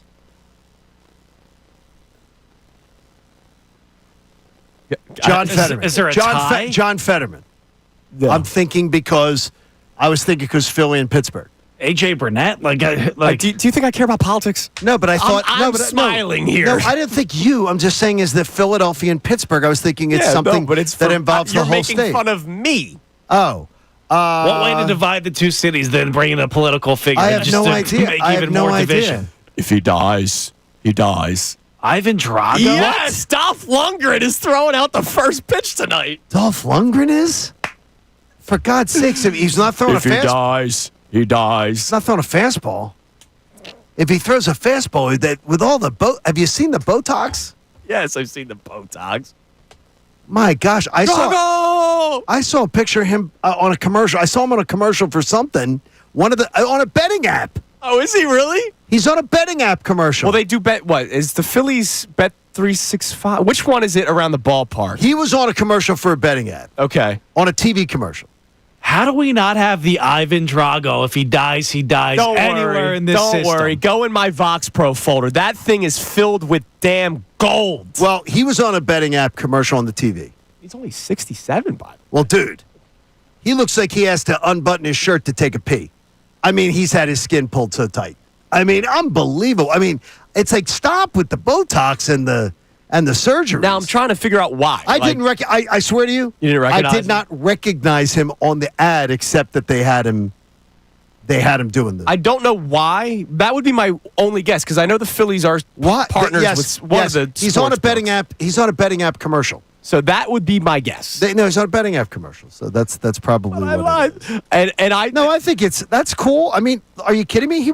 Back in the day, that was cool. Now you're not cool now, but back in you weren't cool then either. What am I saying?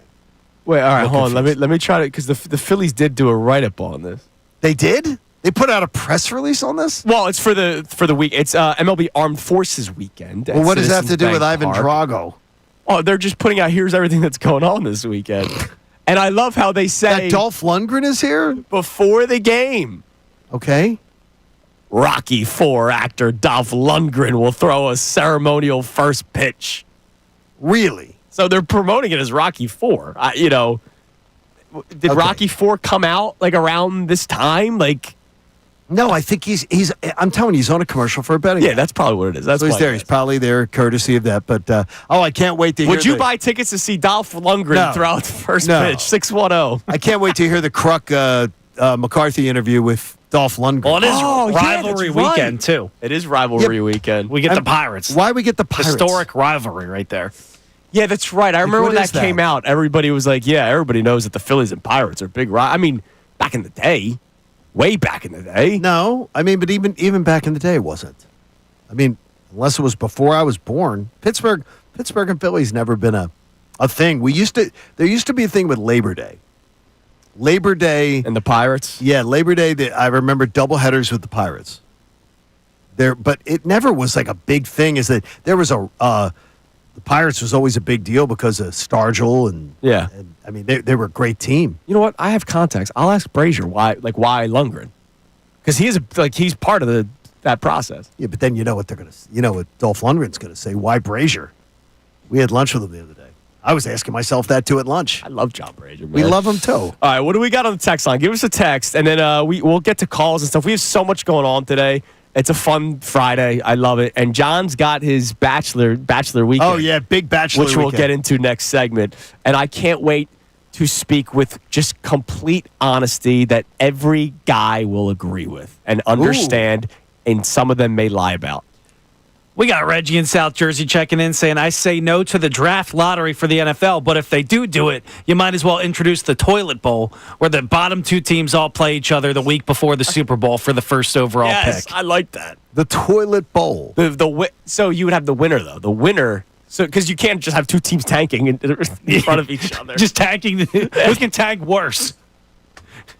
Send out Sav Rocca as your quarterback. 18 interceptions. Well, you could bring in that back. game. You could bring back.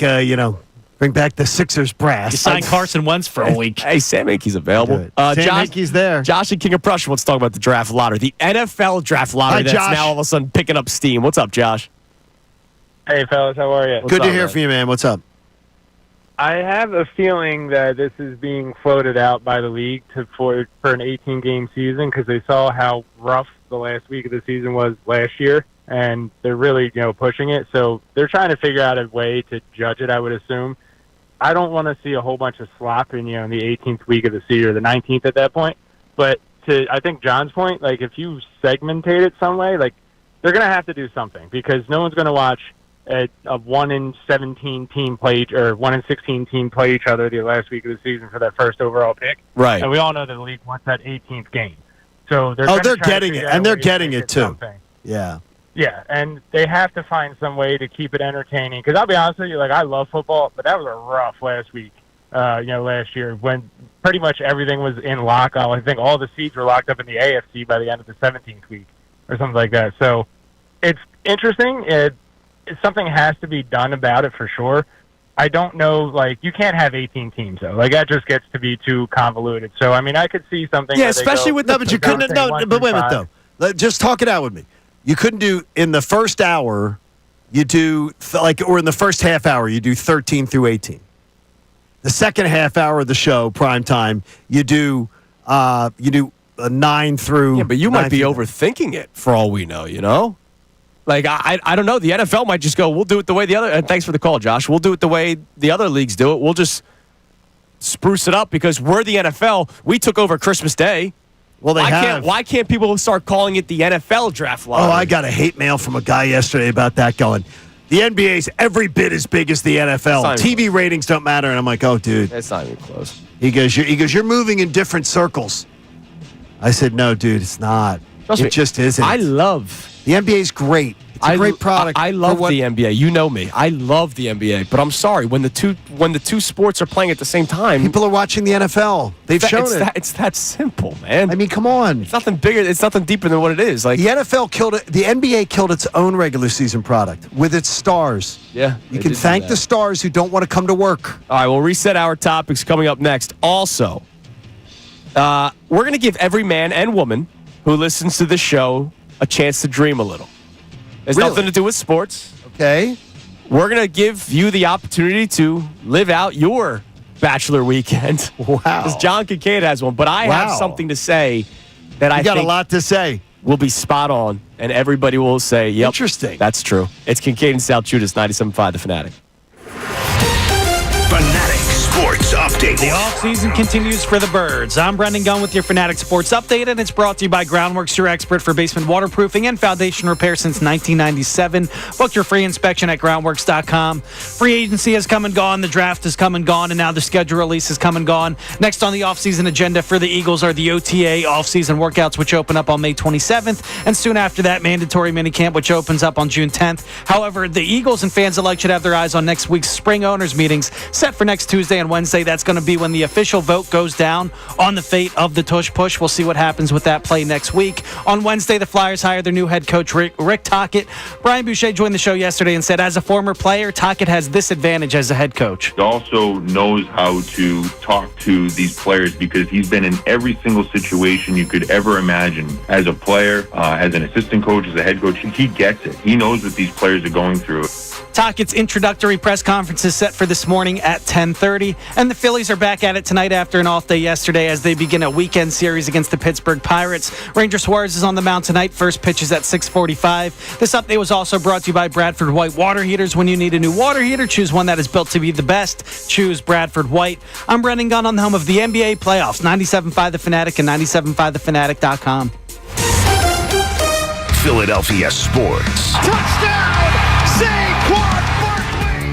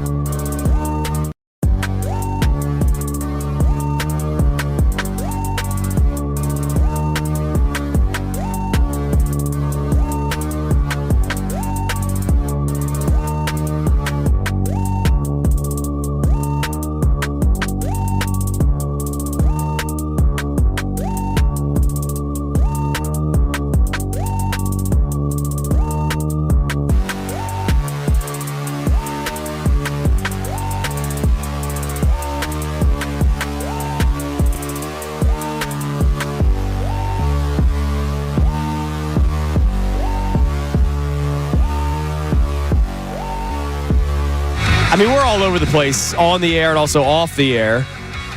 We somehow got into a conversation about Disney World, and Haley said her favorite ride is It's a Small World, which is just a wild thing to say. That's just a lie, or her favorite ice cream's vanilla. Yeah, and like nobody's favorite ride is It's a Small World. No, that sounds absolutely terrible. saying it's terrible is ridiculous. No, it's an old person ride. Like, No, it's not. It's like the kids love It's a Small World. okay, Little kids love toddlers it. and old You know what you people. love? I'm going to just tell you this. The girls were at Magic Kingdom yesterday. They're going to Epcot today. It was 97 degrees yesterday in Orlando. Yeah. It's supposed to be 95 or 96 today. Total humidity. They're going to Epcot. They're going rope drop to closing. My worst nightmare. Yeah, Like, I can't. This is I'm not a seriously full day my at the worst. park Seriously, guy. my worst nightmare. Yeah. And It's a Small World, Gunner. Someday you'll be a dad. Yeah, well, yeah, but It he's is- not no, but talking listen, about no, that but what way. I'm telling you is, you will learn to love It's a Small World. But that's not like that. That's You will I learn- like AC is what you're but saying. that's Yeah, no, I that's don't what I'm like- saying. It's air conditioning, and I would in my head be saying this. I am getting to sit down. It is fun, and You know why you can get on and there this so part- quickly? Because nobody the wants to ride go on stinks Here's what I on don't- ice. Yeah, but here's what I don't understand is how the people do they not sell deodorant? I mean, because you get to Disney in the heat. Oof, They probably sell Mickey deodorant People somewhere. just stink. For $16. stank, stink, Unbelievable. stank, That's just stunk, the as they say. That's the stench of frickin' It's a Small No, World. but then, is what and, you're and then smelling. and if there's a storm during the day, if people get wet, and then yeah. they got the BO, it smells like wet dog. It's terrible. All right, here's what we're talking about today. We've had a couple topics on the table, and we're about to open something else up for everybody that everybody can probably relate to that's listening to this show. All right. There's just going to be like one maybe demographic that won't relate, and I'll get to it in a second. But why should anyone doubt the Eagles is how we'll start. What? I'm just nothing. Nothing. Don't worry about it. I was saying something to Gunner. Why should anyone doubt the Eagles? I have no idea. Let's play Bill Colarulo from yesterday again. I saw this tweeted out by the station. It was such an impactful moment of the show on the Mike Missanelli show that our own Dylan McKinnon actually posted it. Take a listen to, what do we call him? What'd you call him? Diaper Bill. You called him Diaper. I called him Binky Bill. Binky Billy. This was his reaction to the Eagles' schedule. But the way it sets up, you're right, man. It's not easy. No back-to-back home games since first time since 2008. And I just look at some of these matchups in here. You mentioned the week 2 through week 5, 4 straight playoff teams. Not going to be easy. The 5 games to end the season, 4 out of those 5 are against playoff teams. But here's what I really hate. Week 10, you go to Green Bay for a Monday night football game. And then you have a short week coming back to play the Detroit Lions. So even though that game's at home, that is a short week. I hate that you play Detroit on a short week, where if you look at what Detroit has the week before, they're at Washington on a Sunday. So not that big of a deal for them, not a lot of travel for them. So we're going to do the W's and L's, but when I look at this, I think my first blush would say they're not winning what they won last year. To expect them to go 14-3 with this schedule, I think we'd be a little naive. Wait a minute. So Bill, who pumped up the Washington Commanders yesterday, Bill and Mike, they've pumped up the Washington Commanders to be a legit team. I am here to tell you, and I'll take egg in the face if next December I'm wrong. They have pumped up the Commanders to be legit. They're in there. They're real competition for the Birds. Mike even said could be a wild card. Tiebreaker. Mike said tiebreaker for the division over Washington is the only way the Eagles are winning it. And Bill said wild card. And Bill said wild card, Commander. So they both, literally, it's the Commanders pregame show coming up today at 10. I'm here to tell you, the Commanders, it's a freaking joke. They are not. Week 18's not going to matter. Live from the Hard Rock Cafe, by the way. I don't know when these two, you know what we got to build? You know we got to build these two? Seriously, they should do a show from the Hard Rock Cafe with all the Commanders fans. They should do a show from down there. Let's get it set up. Or we build them a little bunker so they can just hide out. Because they have commander fear. I can't get over it. I can't get over it. And he goes, well, look what Detroit has the week before the Eagles. They're at Washington. They don't have much travel there. They have a road game against the team that you've already said the Eagles are losing the division to. And then they got to come here for another game. I don't understand it. And by the way, again, I will tell you, what did the Eagles' Super Bowl odds do? They went up. They're better. The Eagles' Super Bowl odds improved after the schedule was released. You know what the Lions' Super Bowl odds did? They did not improve. They went down. You know what the Commanders' odds did? They went down significantly once the schedule came out. They went from plus 1,600 to plus 1,800. You know what the Lions did? They went from plus 800 to plus 900. You know what the Eagles did? They went from plus 675 to plus 650.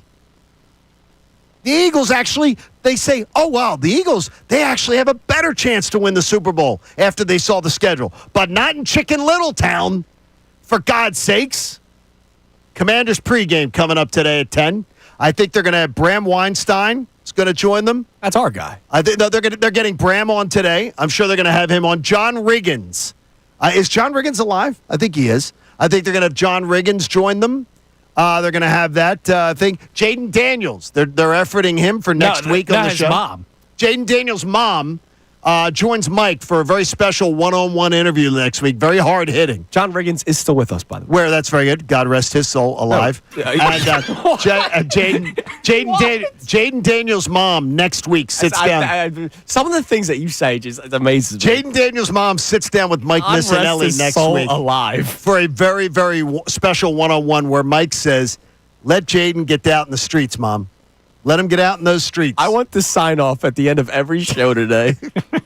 And moving forward to be, everybody have a great weekend and God rest your souls alive. Yeah. God rest those alive souls. They're probably piping up the Commanders so much. Jane Daniels' mom probably put a restraining order on Bill and Mike saying, "Stop talking about my son so much. Honestly, only in it for the money." It's like, Mike has them. The Eagles' only chance is to win a tiebreaker against the Commanders for the division, and Bill has them as a wild card team because the Commanders are winning the division. Winning the Super Bowl, or at least getting to it as a wild card team. Honestly, I have no idea. I have no idea what's happened to them. But again, I saw Chicken Little. It's a great Disney movie, by the way. Have you watched it yet? I love the baseball scene, man. One little slip. What do we got on the text line about any of our topics? We have more that we'll reset with. Oh my gosh! I'm running out of time. I need to talk about. I want to open up this other topic. But what do we got on the text line? We got Jamal in New Jersey checking in, saying, "I agree with John about the Commandos. Hopefully not that kind of Commandos. Hopefully you guys got your underwear on out there." He says, "I think a star fan base and media is looking for the next best thing. Jaden has been phenomenal, but the rest of the team is Not to mention Jaden is only 2 years younger than Jalen, so let's stop acting even 2 years, like he's a kindergartner and a fourth grader at the same time. No, they're pretty much the same age." Yeah, look, leagues always try to promote the next person. Remember all the Zion talk because they thought LeBron was going to retire, right? Like it was, they all leagues do that. I told people, go back to YouTube. YouTube can be your friend. I'm like a 20-year-old now with YouTube. Go back to YouTube.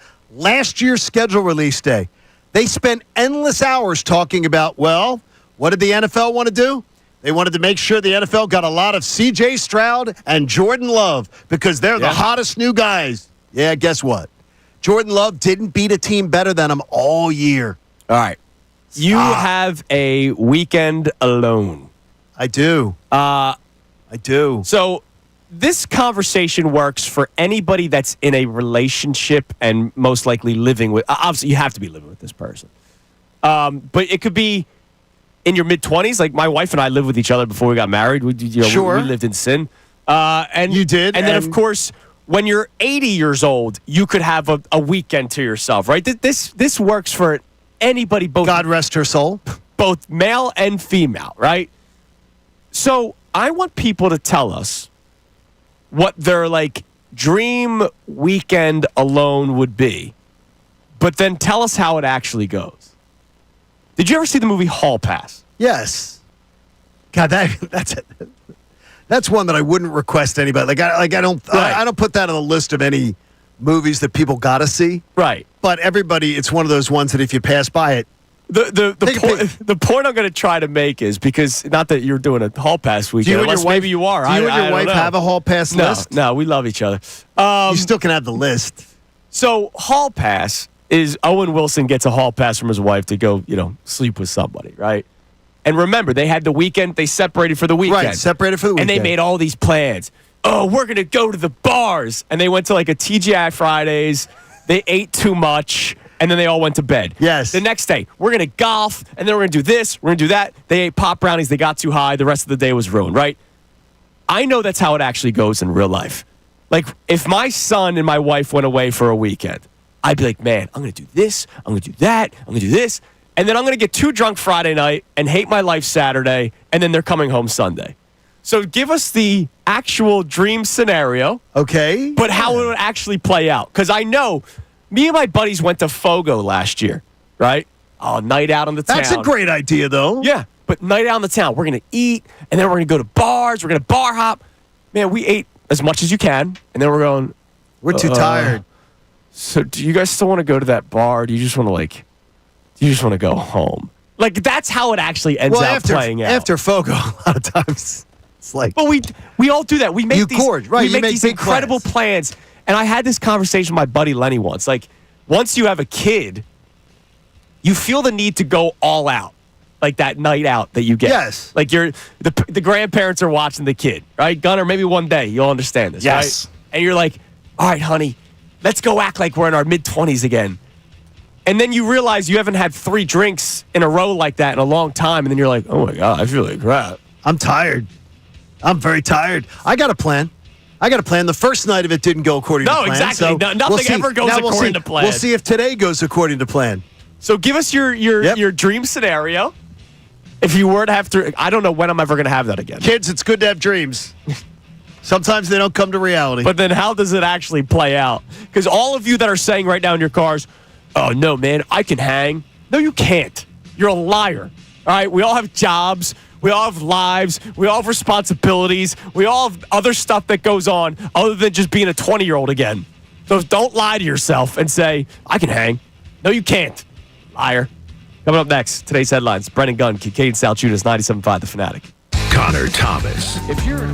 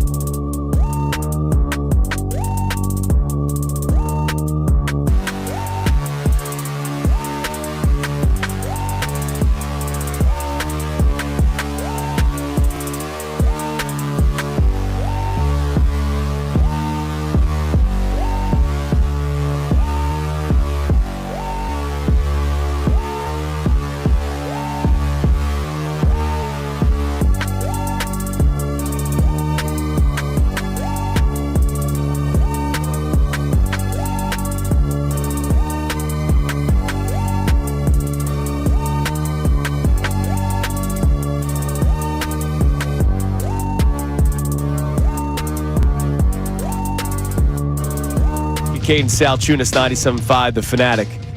So what are you doing this weekend? Because you got the house to yourself. Well, yesterday the plan was that I was going to play golf yesterday. Then it rained. So I was going to play 9. Yeah. And walk it, which is great because I love to walk if I can. But I didn't get to because of the rain. And so today I'll pick up Nikki Foles from the Canine Resorts. Yes. So I'll go get her after I get my 5,000 mile car checkup, which is always fun. You know, it sounds like a. Well, I checked that off. Sounds like a great That's weekend. good. No. Steve Seiler is going to hear this because he's a big listener of the show at Sloan in Malvern. He's going to hear that I'm coming in, and he's going to go, make sure that John is in and out today because he's got a bachelor weekend. So Jason, who's my rep, is going to go, make sure John gets in and out today fast, please, because he has plans. So they'll get me in and out. I'll get the 5,000 mile change. Nice to be you. I'll go get Nikki, and then her and I will hang out. And then it'll be, hopefully, maybe I get 9 in this afternoon. And what sucks, though, is that Mark, my next-door neighbor, who's like my best buddy in the neighborhood, he's going away with his wife. I have no idea why. Like, I mean, they have a shore house.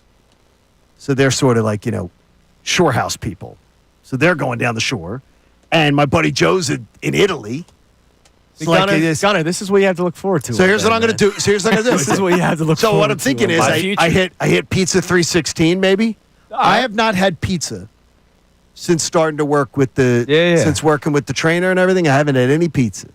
All right. So I'm thinking maybe a little pizza 316. That's good. A little golf. And I know I'm golfing tomorrow morning as long as the weather cooperates. So I get to have 18 tomorrow, which is good. Hopefully, Father Riley has a good, inspiring sermon tomorrow. Brief, quick. Nice quick mass tomorrow afternoon. It just sounds like a riveting bachelor weekend. It's going to be riveting, and that's about what I'm looking at. You know what's riveting? Today's headlines with Brendan Gunn. Today's headlines with the one and only Brendan Gunn. Brought to us by who? The one and only Lundy Law. For over 70 years, Lundy Law has been fighting for injured people. If you need them, remember the name Lundy Law, your injury lawyers. Visit LundyLaw.com. That's LundyLaw.com.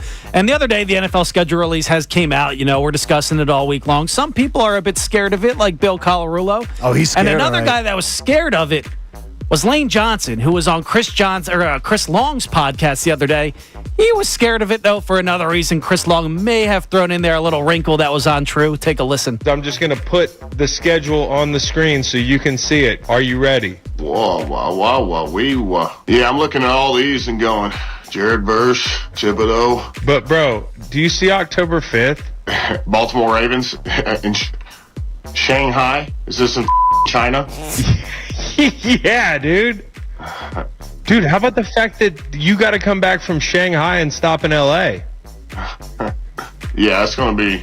Yeah, I mean, it's what we're going to do. We'll leave there, and then we'll probably just say that week in L.A. Dog, this ain't... Hey, I can't. This ain't your schedule, bro. You're not going to Shanghai. That's me with you. I got the real schedule. You ready? Yeah, hey, I was going... I was like, dude, there's no way we're playing in Shanghai. I would have heard that. That's oh my awesome. Gosh. And you know what? It shows you how much more obsessed we are than the actual players. They have no idea. They had no idea. Like he's like, wow, all right, that's what we're gonna do. We're gonna play in Shanghai. Whereas not one single Eagles fan, well, most Eagles fans knew that they weren't traveling internationally. Period. Right? Like we've known since the schedule, but for the most part. They don't care as much. No, it's it's amazing how much we care more about certain things when it comes to sports that they don't even care about. It's crazy. It's amazing. That's actually great. It's a good prank. It's nuts, and we may care more about this than the players themselves do, but there was behind the scenes of, I don't know, Micah Parsons, CeeDee Lamb just hanging out during the offseason, and one Quinyon Mitchell came up. Yes. Quinyanimo Bay.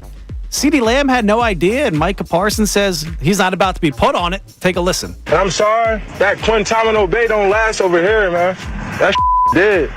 What is that? That's what they call Quinyon Mitchell. What? You guys are right here. They said Guantanamo Bay. That's where they said you headed. Wow. I said, they crazy. Y'all ever seen Prison Break? Stop the cap. Ever seen Prison Break? My captain came. They said, now they drag. I think Eagles fans in here. I don't care. Who's in here? They talking about you going to Guantanamo Bay. Guantanamo Bay. All right, so I ain't never been locked down on any island. Micah Parsons just loves talking. A lot of talk. And look, he himself at times backs it up with his play, but his team has done nothing. And it's just so much talk. A lot of talk. To the point where, was it Dexter Lawrence? Who was the former Cowboy? Dexter Lawrence. That ripped him on Twitter. Like, maybe if you didn't... Put down the microphone. Or not Dexter, DeMarcus Lawrence. Maybe if you get off this website, and no, work... he said get off your podcast. Yeah. Right. And, I love that a former teammate of his said that. Now, I wish it was said when he was with them, because maybe that would be a better teammate move, but clearly it shows that there are some players within the Cowboys organization that are like, yo, Micah, can you just stop, please? It's like Dylan Brooks with the Rockets. At some point, that's got to be exhausting. All right, dude, we get it. You're trying to be the tough guy, aggregator, he's just being ridiculous, agitator, I should say. Yes. But I mean, and then tying in another Cowboys thing to this, there was a guy on Instagram yesterday, complete tattoo, Cowboys back tattoo. He got sick of it, as every Cowboys fan does. They stink. He tried to cover it up. You know what he got? A Kansas City Chiefs tattoo covering up. Are we sure this is real? It looked real to me. Are we sure? Because I saw this too, and I haven't gotten it confirmed if it was real or not. But yeah, I know the video you're talking about. A guy had a Cowboy tattoo on his back and got it covered with the Chiefs logo. Ridiculous. If real. I'm not sure that's real. Yeah, I don't know if I'm right. I don't believe it. It could be. Look, I don't believe that. It could be. I'm not saying Brendan's wrong. I'm not saying Brendan got duped. But if somebody actually did that, then, don't watch sports. Honestly, if you change, and this is a grown man, if you're changing your allegiances, just don't watch sports anymore. Yeah, just don't do it. Well, first of all, you're not welcome. Right. And you'll You're not never have the same emotional feeling that a Chiefs fan does have when they win. You'll never reach that same level. The people that weren't Eagles fans growing up and now are all of a sudden Eagles fans, you'll never feel it the way I feel it. You'll never feel it the way John feels it. You'll never feel it the way Brendan feels it. So why are you even trying? I know that halftime of Super Bowl 59, I was just like, can we get this over? Yeah. Not like us. So I can celebrate? But you were in a state of bliss. I was in a state of disbelief. That's true. I was like, this is unbelievable. All right, good job, Gunner. Coming up next, we'll get back to our texts and calls, but also, now that the schedule's been out, we got some more information about how easy or hard some schedules are. One NFC East team could be done quickly. And there's another one to keep an eye on in the NFC that won't be done quickly. It's Kincade Salciunas, 97.5 The Fanatic. Fanatic Sports Update. What's next on the agenda for the Birds? I'm Brendan Gunn with your Fanatic Sports Update. Free agency has come and gone. The draft has come and gone. And now the schedule release has come and gone. Next up on the offseason slate for the Eagles are the OTA offseason workouts. They open up on May 27th. And soon after that, mandatory minicamp opens up on June 10th. However, the Eagles and fans alike should have their eyes set on next week's spring owners meetings set for next Tuesday and Wednesday. That's going to be when the official vote goes down for the fate of the tush push. Next week, we'll find out if that play is going to be legal next season. On Wednesday, the Flyers hired their new head coach, Rick Tocchet. Brian Boucher joined the show yesterday and said, as a former player, Tocchet has this advantage as a head coach. He also knows how to talk to these players because he's been in every single situation you could ever imagine. As a player, as an assistant coach, as a head coach, he gets it. He knows what these players are going through.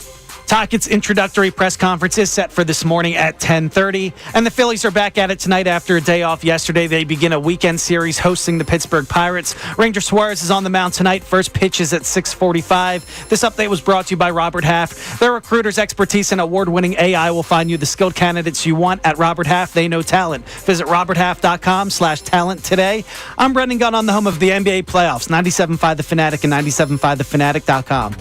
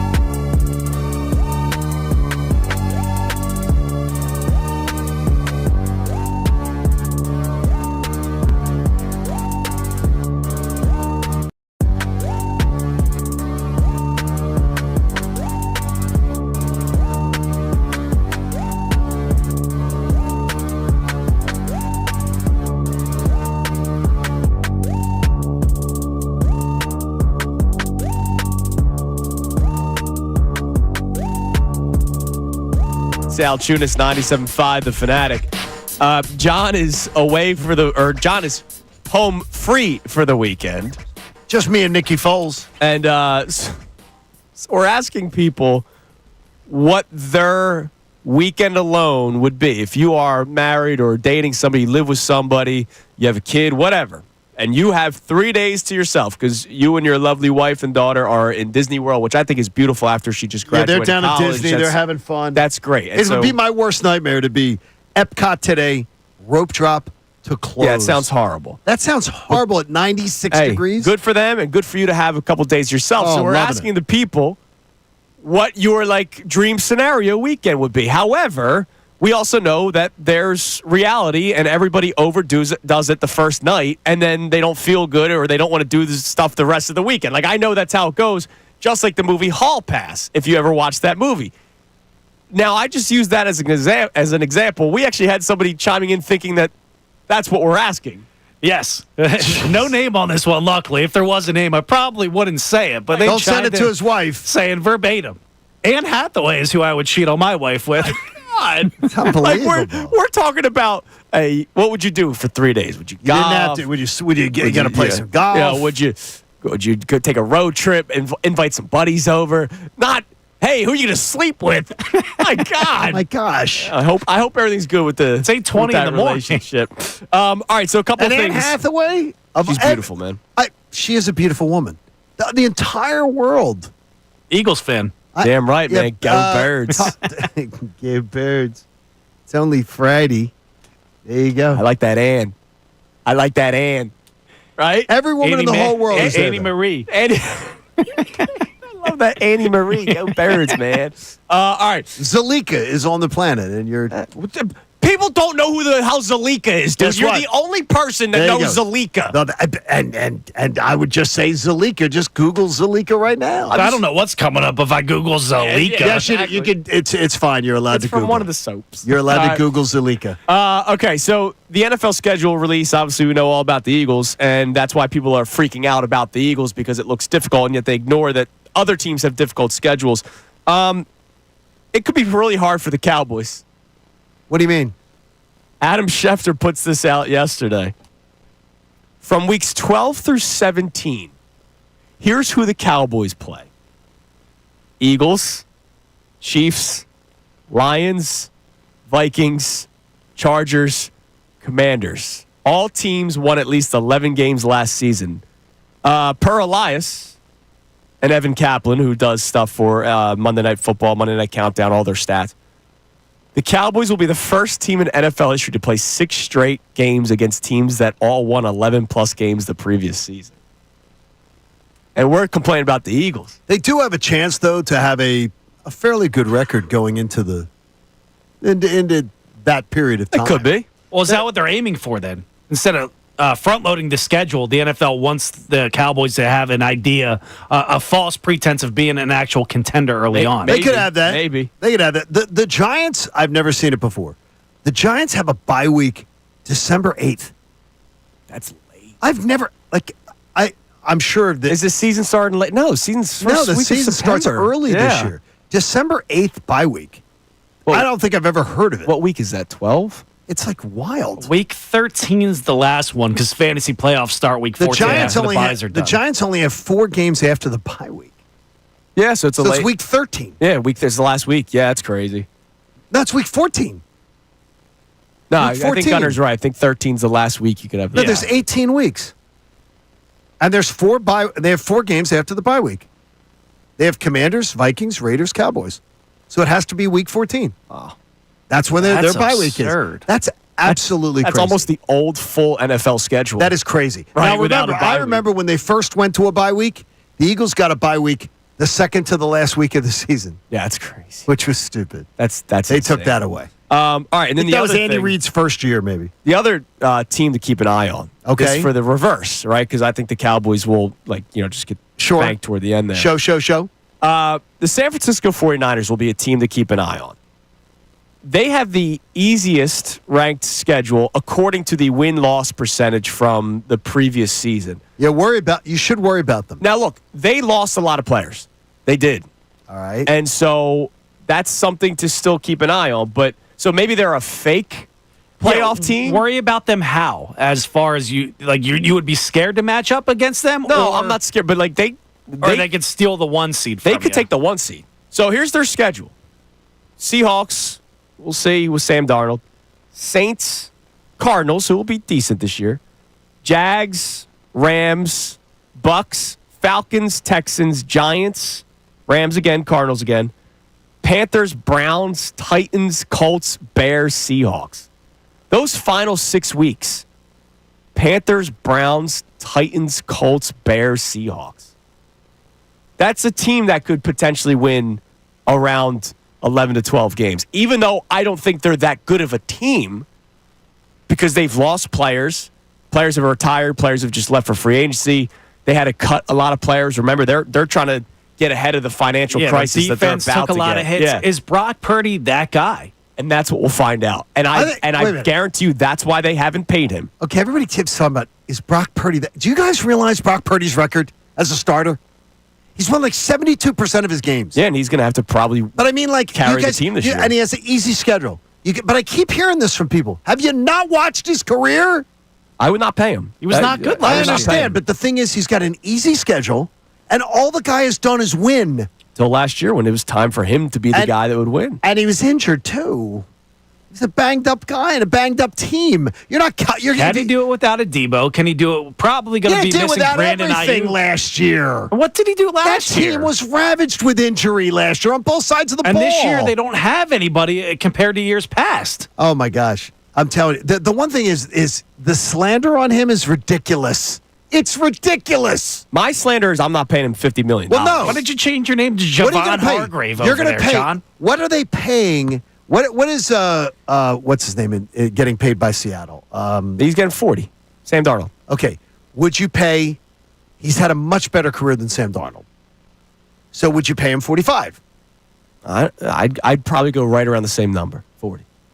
He's had a much better career than Sam Darnold, higher upside. Why do you say that? Former top pick. But he hasn't done it. Yeah, he was the great Jets. last year. With the Jets. Sam Darnold had a better season last year than Brock Purdy has ever put together. No, Brock Purdy's played a Super Bowl. Stop it. That doesn't mean that's not individual. And I think 1 or 2 NFC title games.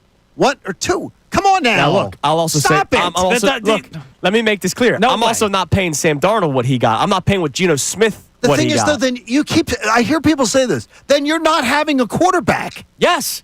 This is like the. Yes, I'm not wasting seasons with mediocre quarterbacks. And you'd be fired by the owner would literally say, Andrew, we love you, but we're firing. Yeah, and I'd say, well, you're going to be stupid and you're going to sign some mid-level quarterback that's not going to win us anything. So go ahead, run your franchise to the ground. Then we're just going to go from being we're a playoff team or we're a 10-win team, and now we're going to go to being a 5-win team. We can't do it. We have to. It's the system. It sucks, but we've got to have somebody. Yeah, and I'd say, you know what? I'd rather go down with my beliefs than with trying to sign Geno Smith to a $50 million or what? We've got $45 million contract. Like the Raiders, I laugh at the Raiders. Like I think that's one of the dumbest things that they could have done. Wow. They had all this draft capital. They had stuff to build up, and they trade for and pay Geno Smith. It's stupid. There's not that many guys. I know. Then try to find another one. Like, you have to get lucky sometimes. Geno Smith does nothing for them. Getting lucky Howie Roseman's the best GM in football. When he didn't believe in his quarterback, he was trying to get other quarterbacks. You're not hiring.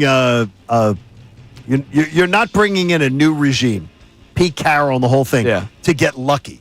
You're not going into Vegas and saying to Vegas, a city that is about stars and everything, going, we're doing to get lucky. It's also a city about getting lucky, let's be honest. Well, there you go.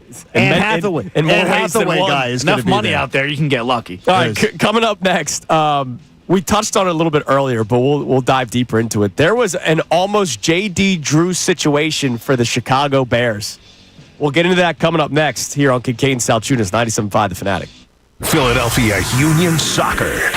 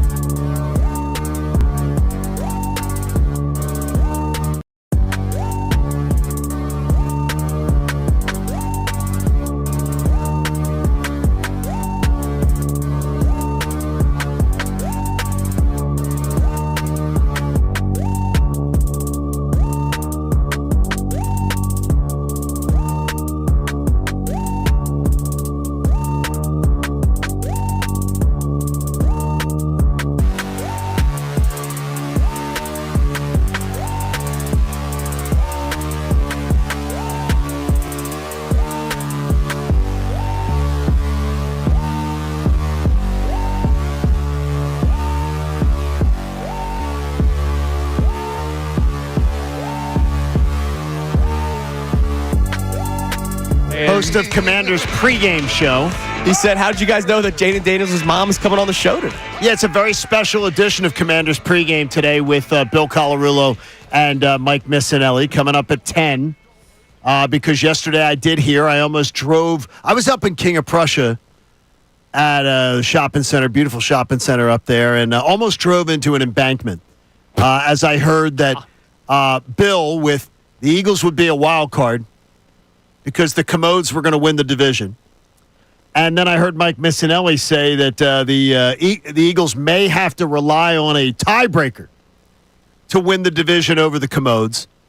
And so I didn't realize it, but this is exciting news.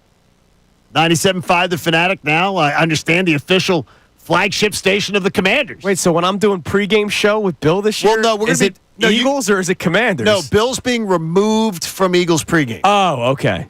So, but he'll now talk Commanders with you. Every day, Mike and Bill are going to keep you up to date on everything you need to know about the fraud Commanders, who I'm telling you right now, I am not doing the fence thing. I'm not doing the Colarulo fence thing. There's no fence here. It is what, May 16th? Dude, I don't know what happened to my boys, but they are being suckered in on this. Do you know what the Vegas number is on the Commanders? 9.5. 9.5 on their over-under. Their Super Bowl odds went down from plus 1,600 to plus 1,800 to win the Super Bowl once their schedule came out. The Eagles improved their Super Bowl odds when the schedule came out. What the hell is everybody so afraid of Commanders for? Bill, what is this? Look at the rosters. Bill's a football guy. Here's what I want Bill to do. I know he's a football guy, and I trust Mike Missanelli's a football guy too. What I think is maybe Mike and Bill got distracted a little bit, so what I'm going to ask is for a factory reset today on the show. On Commanders pregame today, I'm going to ask that Mike and Bill take the 22-man starting rosters of both teams. And I'm going to have them tell their audience, who's very astute, if they ask the 32 general managers in the NFL to do a blind, say, you can have this guy or this guy, who the Eagles start, who the Commanders start. How many Commanders start on the team versus Eagles? And I'm going to tell you, they will, if they go more than 6, if they tell us more than 6, I want both of their football cards revoked.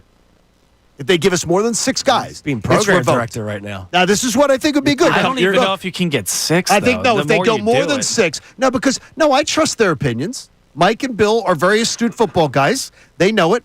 But there will be a special. Don't miss. In the noon hour, right after the news at noon. Love the news at noon. Right done. Mike, after his great interview with Daryl Morey last week, which was awesome, Mike has got Jaden Daniels' mother on.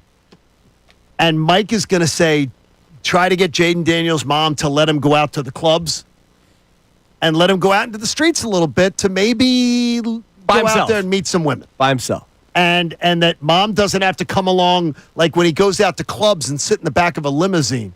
I can't get over that. I think I think it's going to be a great interview. Don't miss it. And, of course, they've got tickets to give away this weekend to the Washington Monument in the 11 o'clock hour.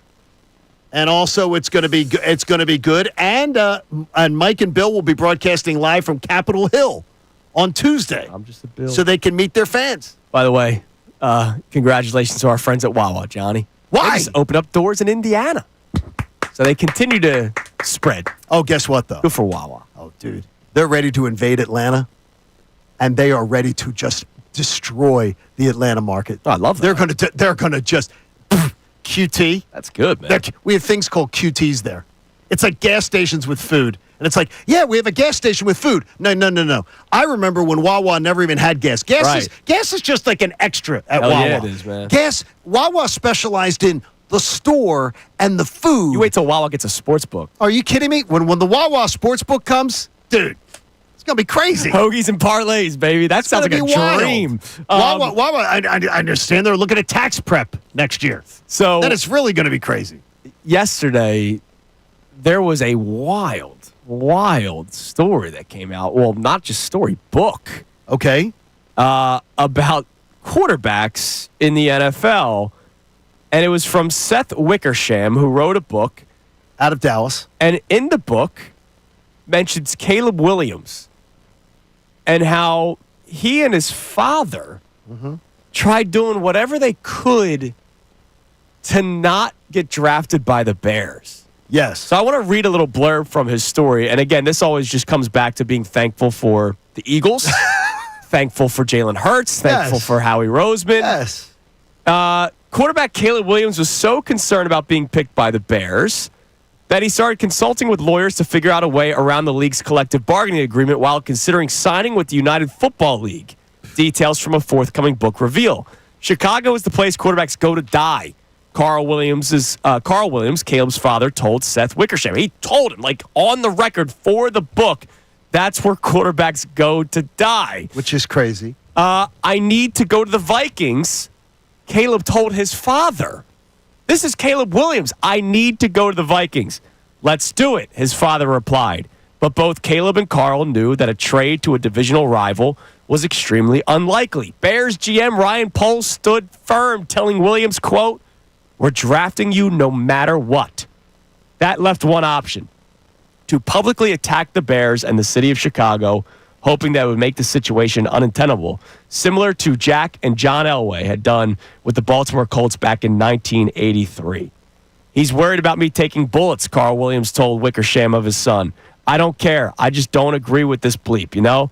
I'm more interested in making sure that he can do what he wants to do. Isn't that great? I want my kid to get to do what they want to do. They want to do what they want to do. Like, seriously, it's not just like, don't draft me. This team don't draft me. It's, I want to get to this specific team. Now, you have to give him credit, though. Why? He met with the Bears, and he ultimately said, I'm going to play for the Bears.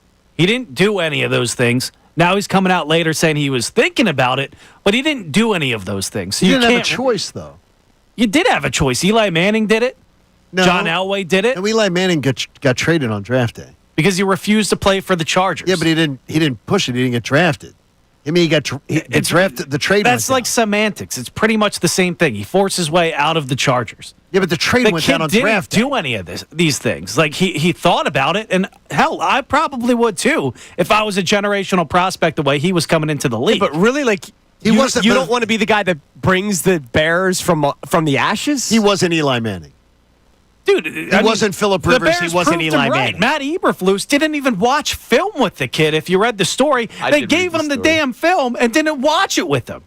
Like, that organization does stink. Like, he was proved It did. right. That's why, and hopefully now he's got a great offensive mind with Ben Johnson, yeah, which he does. But it's a different scenario. First of all, Caleb Williams is not Phillip Rivers or Eli Manning coming out. He came into the league with higher expectations than both of those guys. Dude, you don't remember when Phillip Rivers and Eli Manning came out of the league? They did not. He did not. He was not. But he was not them. He did not have their resume of accomplishment. Not resume, but he came in with a higher pedigree than either Eli. He came in with internet hype. He did not come in with their resume of accomplishment. Those guys you had perception's reality. Like Caleb Williams had more. Going into the draft, he had more stock behind him than those guys did. No, they did not. Dude. He did not play. They did not have years of being able to see Phillip Rivers and Eli Manning play Caleb Williams college had football. a brand based on the era that he had a came brand, out but in. he did not. But he did not have the. So he had more leverage. The leverage was the same thing as the leverage that Phillip Rivers and Eli Manning had. They were at the top of the draft, and Eli Manning said, "I'm not going there." And if he had done the same thing he could have done the same thing as Caleb Williams could have said, "I'm not playing there." Yeah, he could have. He had every right. And he did. Look, he had every right to. Depending on how you look at it, he does. I think he had every right to do it, but he didn't have the guts to do it. I just find it crazy that like this story came out yesterday. It was insane, and it's a whole book. A whole book's going to be coming out on it. That's just part of it. Amazing. All right, coming up next, we'll check our text messages and our calls. Somebody has a bachelor weekend, Johnny. Uh-oh.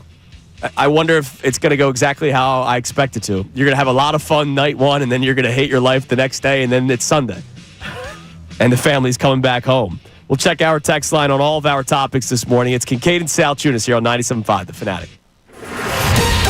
Fanatic Sports Update. Fate of the tush push is revealed next week. I'm Brendan Gunn with your Fanatic Sports Update. Free agency has come and gone, the draft has come and gone, and now the schedule release has come and gone. Next up on the offseason slate for the Eagles are the OTA offseason workouts. They begin May 27th, and soon after that, mandatory minicamp opens on June 10th. However, the Eagles and fans alike should have their eyes on next week's spring owners meetings set for next Tuesday and Wednesday. That's going to be when the official vote goes down for the fate of the tush push. This time next week, we'll know if it's going to be legal or not. We'll keep an eye on that. On Wednesday, the Flyers hired their new head coach, Rick Tocchet. Brian Boucher joined the show yesterday and said, as a former player, Tocchet has this advantage as a head coach. He also knows how to talk to these players because he's been in every single situation you could ever imagine. As a player, as an assistant coach, as a head coach, he gets it. He knows what these players are going through. Tocchet's introductory press conference is set for this morning at 10:30, and the Phillies are back at it again tonight after a day off yesterday. They begin a weekend series against the Pittsburgh Pirates. Ranger Suarez is on the mound tonight. First pitch is at 6:45. This update was brought to you by Moyer Indoor and Outdoor Services.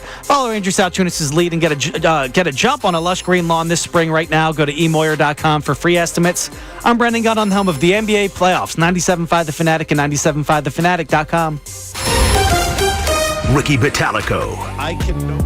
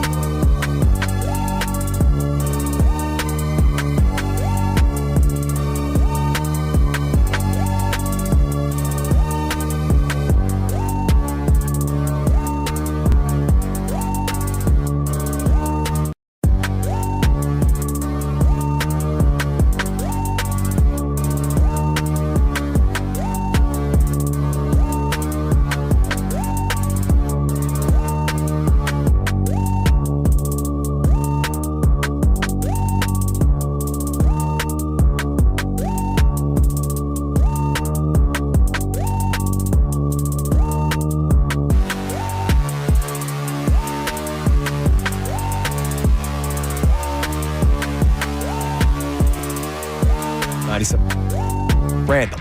And then we'll get to our texts and calls. Today's been a little random, but fun. So last night, did you see that Johnny Pereda? Yes. Pitched for the Athletics. He's a position player, and he had a pitch because it was a blowout. The Dodgers were up 16-2, and he ended up striking out Ohtani, right? Which is funny, right? Okay. But I like it's a question that I always am curious by. Everybody that's in Major League Baseball has been playing baseball their entire lives, right? There are not many stories where the guy picks up a bat at the age of 18 and then is all of a sudden amazing. That's an amazing story. Major League Baseball, right? Like that rarely happens. Very rarely happens. All these guys were at one point probably the best player in their little league, their high school, their travel ball, right? Like for you to get to Major League Baseball, even for you to just get to like the minor leagues, you're the best player from your town, right? Most of the time, sure you are. So the best player from the town is typically the shortstop and pitcher, and bats cleanup. So they know how to do the windup. They know how to pitch out of the stretch. They know how to throw home. Why does a position player come into the game and lob it in the home plate? Because I think they just want to get the out. They just want to. Yeah, and then a guy hits a 600-foot moonshot. No, that doesn't happen most of the time. Yeah, because sometimes guys swing for the fences and they end up popping out. And I think part of the time is guys are having fun with it. Like people have fun with it. That doesn't seem like fun to me. They're always what when the guy takes the position players go to the mound. No, I'm saying the player doing this. I'm doing the for thing the is, though, YouTube audience. they have so much fun. The other teams talk like laughing at you. Yeah. The other team comes up to the thing. Your team comes up to the railing. The players on the base paths.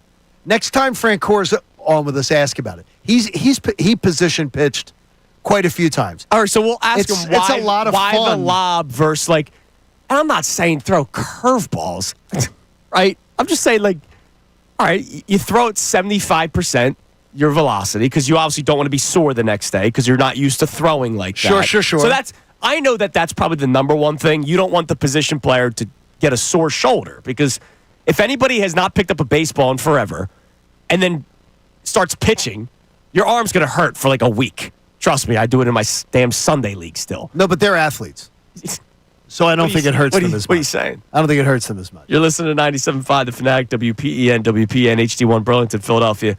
A Beasley Media Group station broadcasting live from the Comcast Business Studio, powering possibilities. Another edition today to the Washington show at 10 o'clock with Bill Colarulo and Mike Missanelli. Alexander Ovechkin will join. He's available now. Will join Washington's favorite talk show for a wrap up of the season and everything like that. So Ovi, Mike Missanelli and the hockey guy Bill. Bill's wearing a Flyer shirt today. Why is he wearing that? Because Ovi's going to be on because the command. Yeah, it's funny. When I was leaving last week, they had Jason Wirth on it. I was like, why did they just introduce this guy as a former Washington National? Now you realize. It's unbelievable. Now we know because the Commanders' favorite radio show, they don't have a show in their market, by the way. So I asked the Junks. I ask them right now. My buddies do morning radio in D.C. So I ask them, how many of you guys are picking the Commanders to win the division right now, gut instinct? Their own show isn't even picking. The majority of the guys on their own show aren't saying, "Yeah, we're chesty. We're picking the Commanders to beat the Eagles." But cloudy and rainy behind us coming up at 10. Oh man. Well, I heard yesterday, maybe a tiebreaker. And Bill, they're going to be a wild card I'm telling you, Bill's just setting it up for Nick. No, because if the season goes poorly, Nick's defended, and if the season goes well, Nick's the greatest coach ever. I think Bill's doing it for his cousin. I'm telling you, it's Rizzoli and Isles coming up at 10. There's going to be they're plotting something. There's a lawyer thing going on here. They're setting something up. Rizzoli and Isles. They're setting something up so they can go. They can be able to say, "Well, we told you." So if September starts out slow, they can go, we warned you. This was the show that warned you. Speaking of the law. Yeah, what happened? 1 year ago today we were on the air. What happened? Trying to follow along a crazy story. What happened? Tell you here in a second. Let's go to our man Joe. Joe, you're on 97.5 The Fanatic. What's up, gentlemen? How you doing? How you doing, Joe? Good, man. So very, very similar story to John, man. My wife got my daughter in Disney for 13th birthday. I'm home with my son, 17, so not totally by myself. But poker night tonight with friends and drinks, and then around the golf Saturday afternoon, and another one on Sunday morning with my son and. Now, just don't that. Just don't overdo it tonight, because I know how it is. First night, I'm gonna get after it, and then the next day you hate your life. Nah, dude, no, not at all, man. Nah, dude. Come on Not now. at all. Well, I love the fact that you're playing golf with your son on Sunday. Yeah, that's cool. Exactly. That's awesome. Exactly. That's really exactly, man. Two different father-son. See, that's fantastic. Yeah. That's awesome. that's Enjoy the your best. weekend, man. That's fantastic. Now, the thing is, though, I'm thrilled that my wife and daughter are doing Disney together this weekend. Yeah. Because I tell you, it would be like what we heard. We heard about the Cowboys laughing at Guantanamo. Mm-hmm. It would be like going to Guantanamo. If I had to go to Epcot today, rope drop to closing, 96 degrees. Yeah, that would be the seventh layer of hell. Sounds like a blast. Oh my gosh! All right, blast furnace. 1 year ago today, we were on the air trying to follow this story. This was the day when Scotty Scheffler got arrested at the PGA yes. God, I remember Championship. between you two and Connor. You guys just took opposing, not heated. No, but you guys just took opposite we were sides trying of it. because we didn't know any information, and the police officer ultimately we found out just completely overreacted. But he also was driving in an area where he wasn't supposed to be driving. Like, it was this whole story, and that it was still dark out. Remember, because he's going there for warm ups. Yesterday was the exact 1 year of it. Did you see what he was wearing? Was it? No, because I just saw him tweet out. Maybe it was today. I forget. One of these days it was the exact anniversary. I think it was today because Jeff Darlington, who that was is the how one, years work. It goes to the next day. It goes to Friday instead of Thursday. Darlington caught the video of it. Remember, Jeff Darlington just so happened to be on the scene. Yes. So Yeah, well, he was waiting, right? It was the first day of the PGA. Yes. Did you see what he happened to wear at the first day of the PGA Championship yesterday? No. An orange-colored shirt. That's awesome. Very similar I to love a that. jumpsuit. That's awesome. I love That's it. good work by him, man. Yeah, that was a wild story that we were just on the air for, trying to be like, what the hell's, why is Scotty Scheffler getting arrested? That was one of those That days. was crazy. Like, another day that rivals that for me, and you were unfortunately not in that day, was the day when Chauncey Gardner-Johnson was, like, freaking out on Twitter. That was awesome. It was me and DeCecco. We're going, dude, what the hell's going on here? And we were doing CJGJ watch, where I promise I'm not crashing out. I'm like, yo, dude, you are crashing out. Oh no, he's crashing out. I could tell by reading your tweets you are crashing out. And we couldn't tell if it was the Saquon contract that he was crashing out about at that point, or if it was a player saying something. We all found out later on. Well, I can tell you. I can tell you this, and I know. How about this? I know this for a fact, and I can share it because it's not enough people have told me. He took heat internally from various people, teammates, administration, and otherwise, for the stupidity of the Taylor Swift sweatshirt on the parade day. But I think that was almost final straw. That was like. But that came after the Swifties tried to cancel his mom's restaurant by giving him bad reviews. No, but so you're saying you're going on a family day. Hold on. He started first by doing. He started it. He did start it, No, but they he took it to wait a another minute. level. No, Once you cross the line, you cross the line. He did the Travis Cross Kelce. the line. He said Travis Kelce is with a white woman. Are you kidding me? Who took it across the line? Are you serious? I think that's funny. I don't like that. Travis Kelce was with a fine. He said was with a fine African American woman and dumps her for that. That's her hilarious. Skinny, that took it over the line. That is not over the line. That is totally over the line. Come on, that Gunner. is funny. Gunner, no, that's over the line completely. No, but more importantly, to your point, the Swifties are nuts. They're nuts. They're cat women with Afghans. It's weird. They're Afghan women. Let me dock somebody's restaurant. They're crazy. The Swifties, you guys are all insane. They're insane. Like, I understand that she's your favorite musician. That's great. Just keep it at that. It is. The wild stuff that comes out with that group of people. Tay-Tay. Like, just dude, the sweatshirt on the float was no, hilarious. it was not. No, it wasn't. It may have been for no, you. No, it wasn't because it was kids and kids of Eagles players. What, do they know Roman numerals? Kids of Eagles. They know what LIX means? Swifties can. They can read it. Come on. Swifties can 59. It's not like it was the 10 plus from that. Stop. You are really stretching. I'm telling you. Wasn't the Really Super Bowl stretching. in 2035? It wasn't saying Swifties can 69. Like, let's relax. Stop it. It was Swifties can 59. Relax. It's awful. Yeah, it wasn't licks. It's terrible. It was licks. Come on, man. Stop it. All right, coming up next, we continue our topics. And I think that was one of the last straws. Also, I already see people predicting a trend that will continue in the NFC East, and it impacts the Eagles. You may have heard it on the midday show yesterday. Now it's reaching national levels. Well, Washington is always closer to national. It's Kincade Salciunas, 97.5 The Fanatic. We want to hear from you. So text us at 6.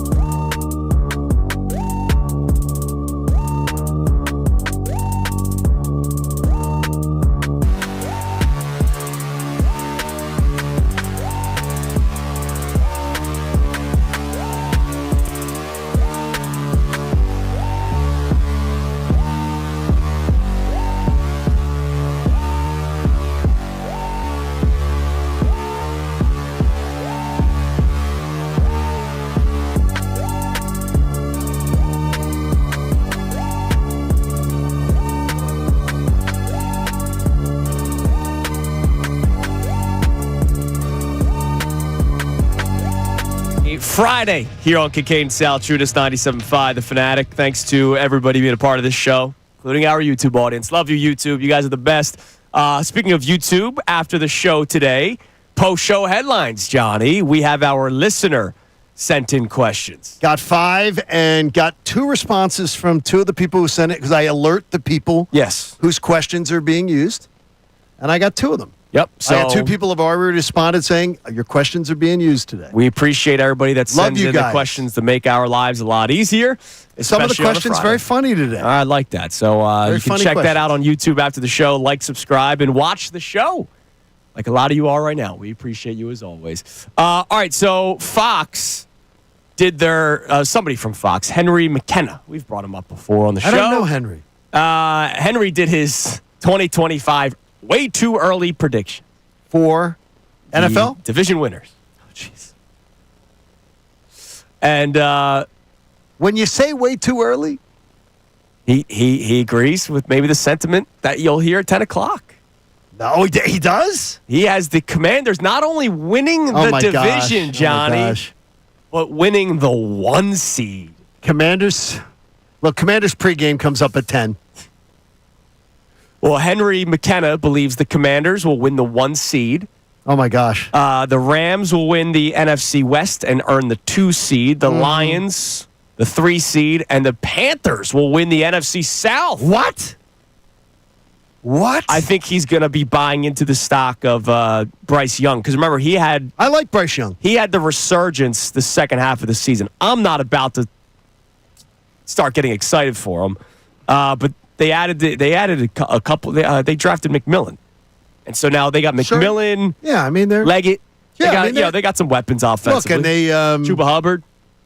As long as they haven't opened up a gentleman's club across from the practice facility, I guess the coach will be focused. Yes, and they'll be ready to have a big year. He does have the Eagles winning a wild card spot, being the top wild card. Well, much like Bill and Mike, they're not burying it. Vikings, the 6th seed, and how about 3 teams in the NFC East? The Dallas Cowboys as the final wild card team. But the trend would continue. That would be, again, no back-to-back division winners in the NFC East, 20-plus years now. The Commanders, eh? Boy, Commanders are they're buying in. They're buying in. The people are buying in. I'm here to tell you, this is the island. Anybody who wants on the island. Andrew, I think you're on the island. You're on. You're on the island. Brendan, you're on, right? I like the island. Yeah, I'll you're ride on. on You're that on the island. you You're guys. on the island. We are on the island here. And I want to know today, by close of business, who's on the island from the afternoon show. Because it's just here. Because we've got Washington's favorite pregame show after us. Because yesterday it was rainy and cloudy doing the show. I'm listening to it, and I'm like, oh, my gosh. It's like, what am I listening? So then Bill gives me this on the as I'm out there going to the bathroom. Bill goes, well, look. He goes, I'm just telling you. He goes, Washington's schedule is it's easier than the Eagles. And I said, Bill, the schedule came out. And Vegas said Washington's chances to win the Super Bowl went from plus 1,600 to plus 1,800. So Vegas didn't like their schedule. It's practically the same. They get the Dolphins instead of the Bills. I'll give them that. They saw the way the schedule broke, and their odds to win the Super Bowl actually got worse. The Eagles actually slightly got a little better. So they actually liked the Eagles' schedule and didn't like the way the Commanders' schedule broke. The Eagles' over-under is 11.5. It held strong. The Commodes is 9.5. So I'm telling you, Bill and Mike, man, they might be the insiders. I heard Saturday morning, Bill and Mike may have the new show on Saturday morning, like at 7 in the morning. They're going to wake up and do you'll call us 1-800 because they're bucking all the odds here. They're bucking all the odds here. Call Mikey and Bill. They got your picks. Hey, they got it here. They do well too. They do. I would listen to their picks. No, they weren't 62, 61, and I don't know. I don't know what their records were. But I mean, it's just this. But Bill goes, it doesn't matter if the Eagles and the Commanders play in the playoffs. The Eagles will beat them. And I'm like, wait a minute now. You're doing the fence. What do we got on the text line this morning, Gunner? Yeah, we got people checking in on that conversation earlier that we kind of got away from. But somebody said, anytime Vladdy Sr. would come into Philadelphia, I would go there just to see him unleash a throw from right field or just that crazy swing of his. Well, and that's the thing. So, again, violent. One of the things we talked about earlier, because Paul Skeens is in town on Sunday, and he's a guy that I would love to go and watch, right? And I try to do that pretty frequently. There's something about a pitcher, too. Yeah. You get to see him start. And you get to see him, pitch multiple innings unless they get shelled. And in your case, strike out a bunch of Phillies. And you could cheer. I'm trying to have a legitimate conversation here. When you go to a Philadelphia sporting event to see an opposing player come into town, you mean to tell me you don't want to see them do something? You want I want to see them get trashed. I want my team to dominate. I want them to dominate them, run them out. I want Skeens out after 4 batters on Sunday. I want the Phillies to tune him up. Oh, you want back-to-back home runs to start the game? I want a Schwarber. I want stolen bases. I want him sweating all over his face, and that probably adds to the problem. But I mean, I want him. I want it You're really to be relentless that. with this. I want him to be a mess. I want to see them absolutely terrorized. Spencer Strider, one of the greatest pitchers in the National League, last couple years, when he came into Philadelphia, I want to see Tommy Tight Pants absolutely losing his mind. Yeah, you want more bat spikes. I want to see that. Yeah. I want to see a great player, and I still can acknowledge that they're a great player, but I want to see them just losing their mind. Yeah, I want to see him get chirped by the people in the crowd because they stink, acne face, blah, blah, blah. Right, Johnny from Delco yelling at him. Exactly. He's going yo, pizza boy. I just think, if you bought tickets to see Steph Curry play, you want to see Steph hit a big, No, I don't want to see him. You said a big. No, I don't want to see him hit a big anything. A big 3 from, the logo is what I'm saying. Fine. I'm not saying you want... I'm not... In pregame you guys, warm-ups. I don't say I want them to win the game like the other team. He absolutely... No, it's funny, Listen, Gunner, he absolutely... We're going to create something. Be honest. Do you, and answer as honestly as possible, do you believe Andrew Salciunas would have cheered just... If when Utley hit the home run against the Phillies? I did not. I was on. I would have cheered. I was on the air. No, ripping would it. he have? You ripped it? Okay, I ripped it. Here's the thing, though. 8-9 years ago, tape. All the examples Chunas has used so far, basketball and baseball, they haven't crossed over into football. No, because I don't think Reggie White came back here, and Reggie White came back as a member of the Green Bay Packers, and when Reggie White came back, this city was so pissed that Norman Brayman let him go. Because Norman Brayman was just not going to pay him a competitive salary.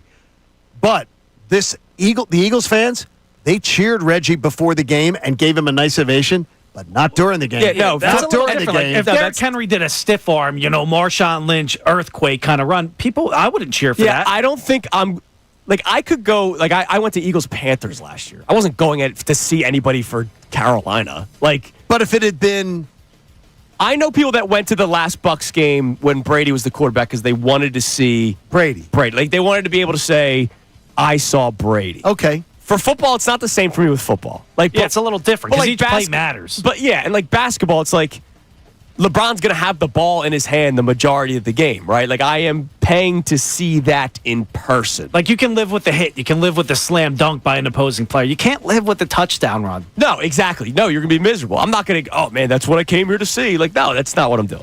All right, coming up next as we continue all of our topics. Just real quick, Tom Brady's still petty about Super Bowl 52, it seems. Is he really? Someone needs to tell this dude to back off. I'll explain more coming up next. Kincade Salciunas, 97.5 The Fanatic.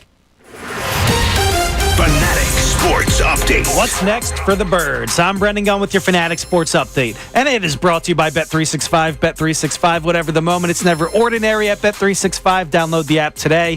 Free agency has come and gone. The draft has come and gone. And now the schedule release has come and gone. Next up on the offseason agenda for the Eagles are the OTA offseason workouts. They begin May 27th. And soon after that, mandatory minicamp opens up on June 10th. However, the Eagles and fans alike should have their eyes on next week's spring owners meeting set for next Tuesday and Wednesday. That's going to be when the official vote goes down for the fate of the tush push.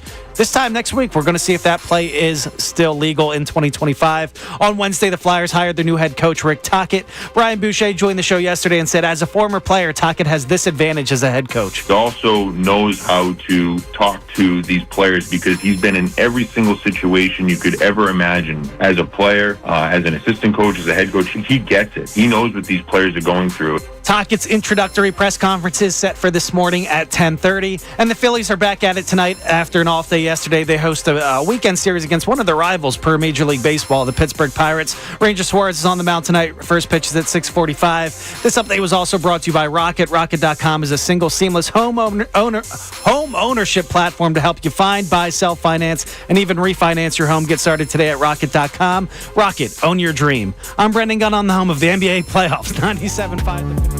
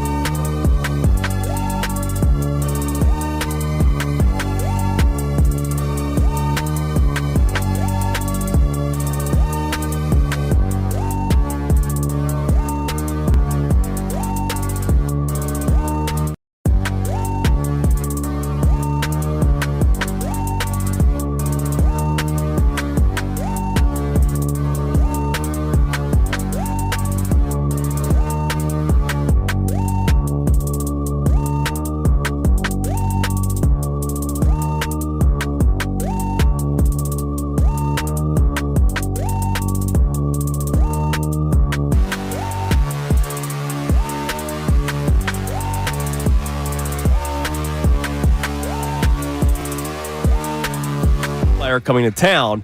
There's some there was one that said, I've never been excited for a player coming into my town. Josh Sass said that. And I'm like, really? Like, to me, that gets me more, like, for a game in May.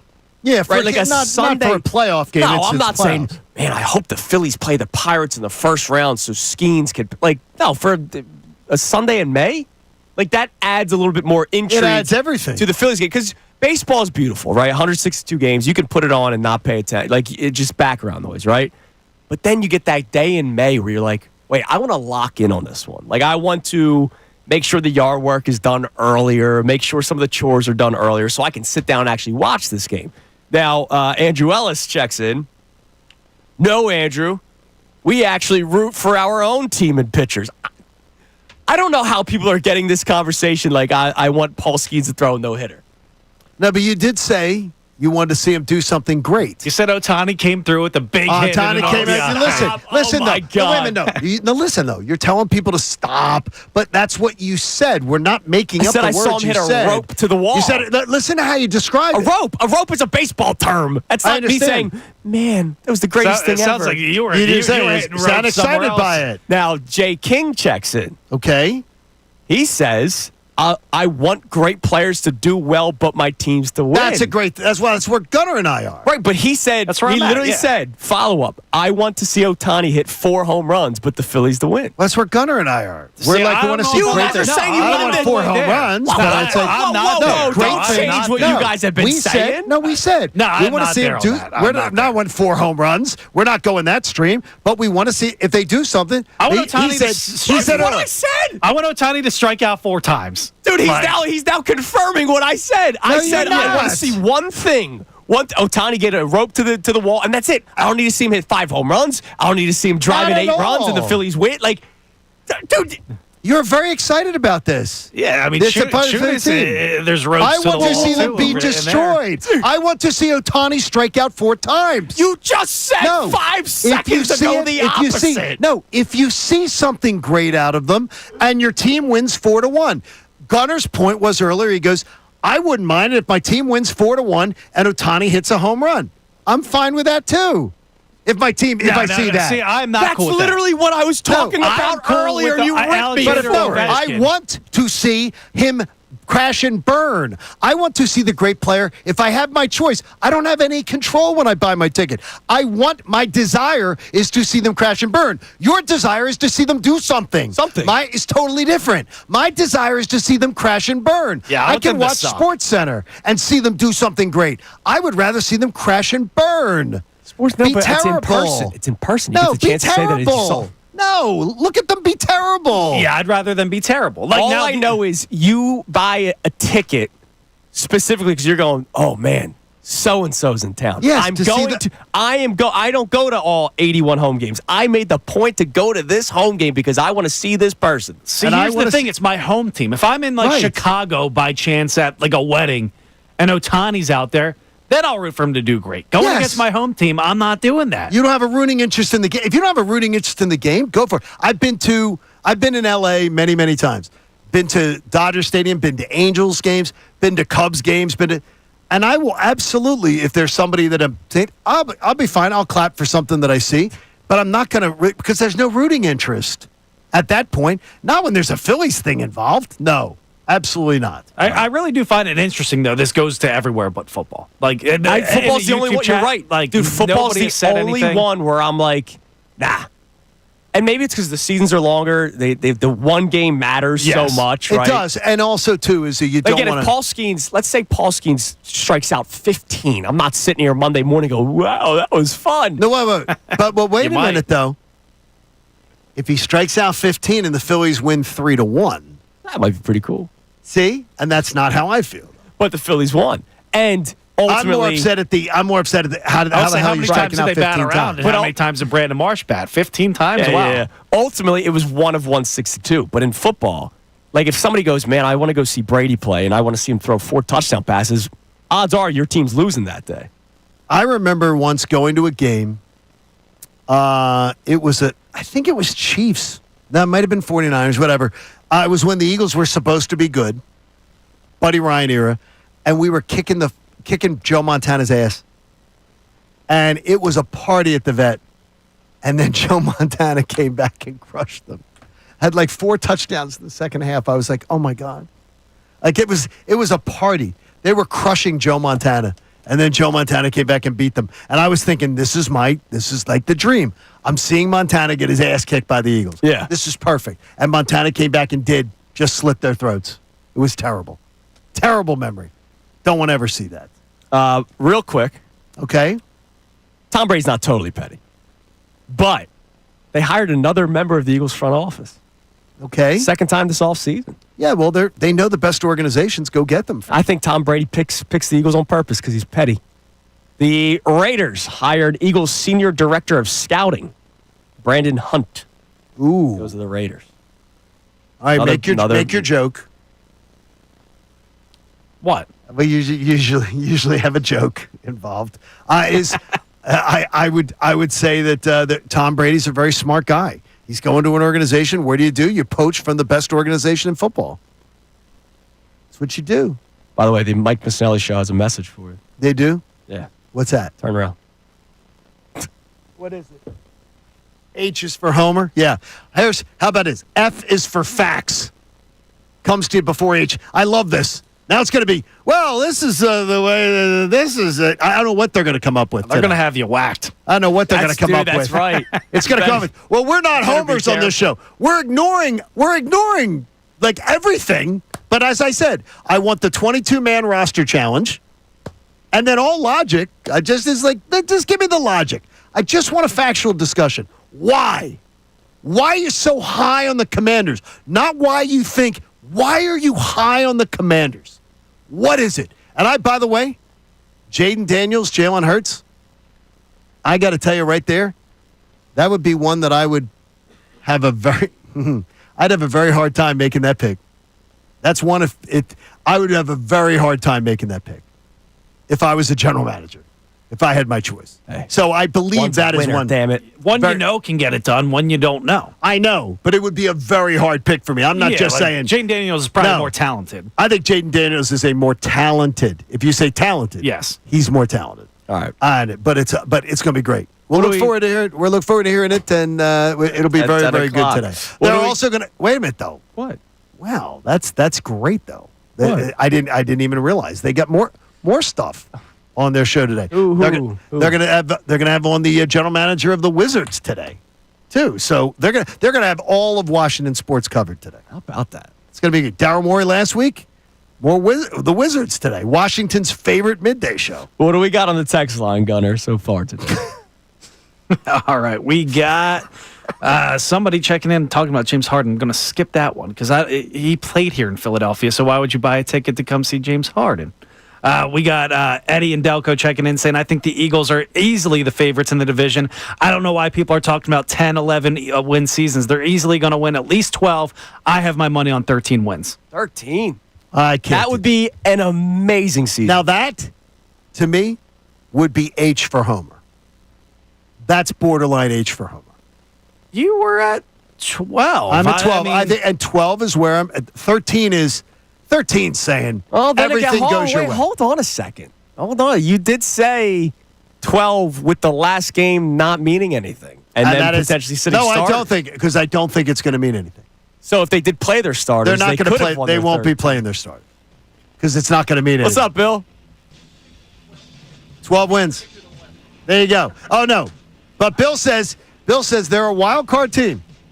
The Commanders are winning the division. Oh, now man. this is what I want to see Bill do. If Bill and Mike are true to their word and what they believe, the number's 9.5 today. They both should be loading up with real money bets on betting that over with the Commanders. Both of them. They might. Put the tickets out there, get them big, and put them on. Hey, it's their money. They can load do it what they on. want. And God, Mike Missanelli lights cigars with hundreds. I mean, seriously. The other day, he pulled out he was pulling out something out of his like $200 bills fell on the ground. It's just loose change. That must be nice. It's unbelievable. All right, coming up next, we got our key 3. He's got his first communion money from back in Bristol. Got our key 3 best minutes from today's show and some other stuff here on Kincade Salciunas 97.5 The Fanatic. Mike Missanelli.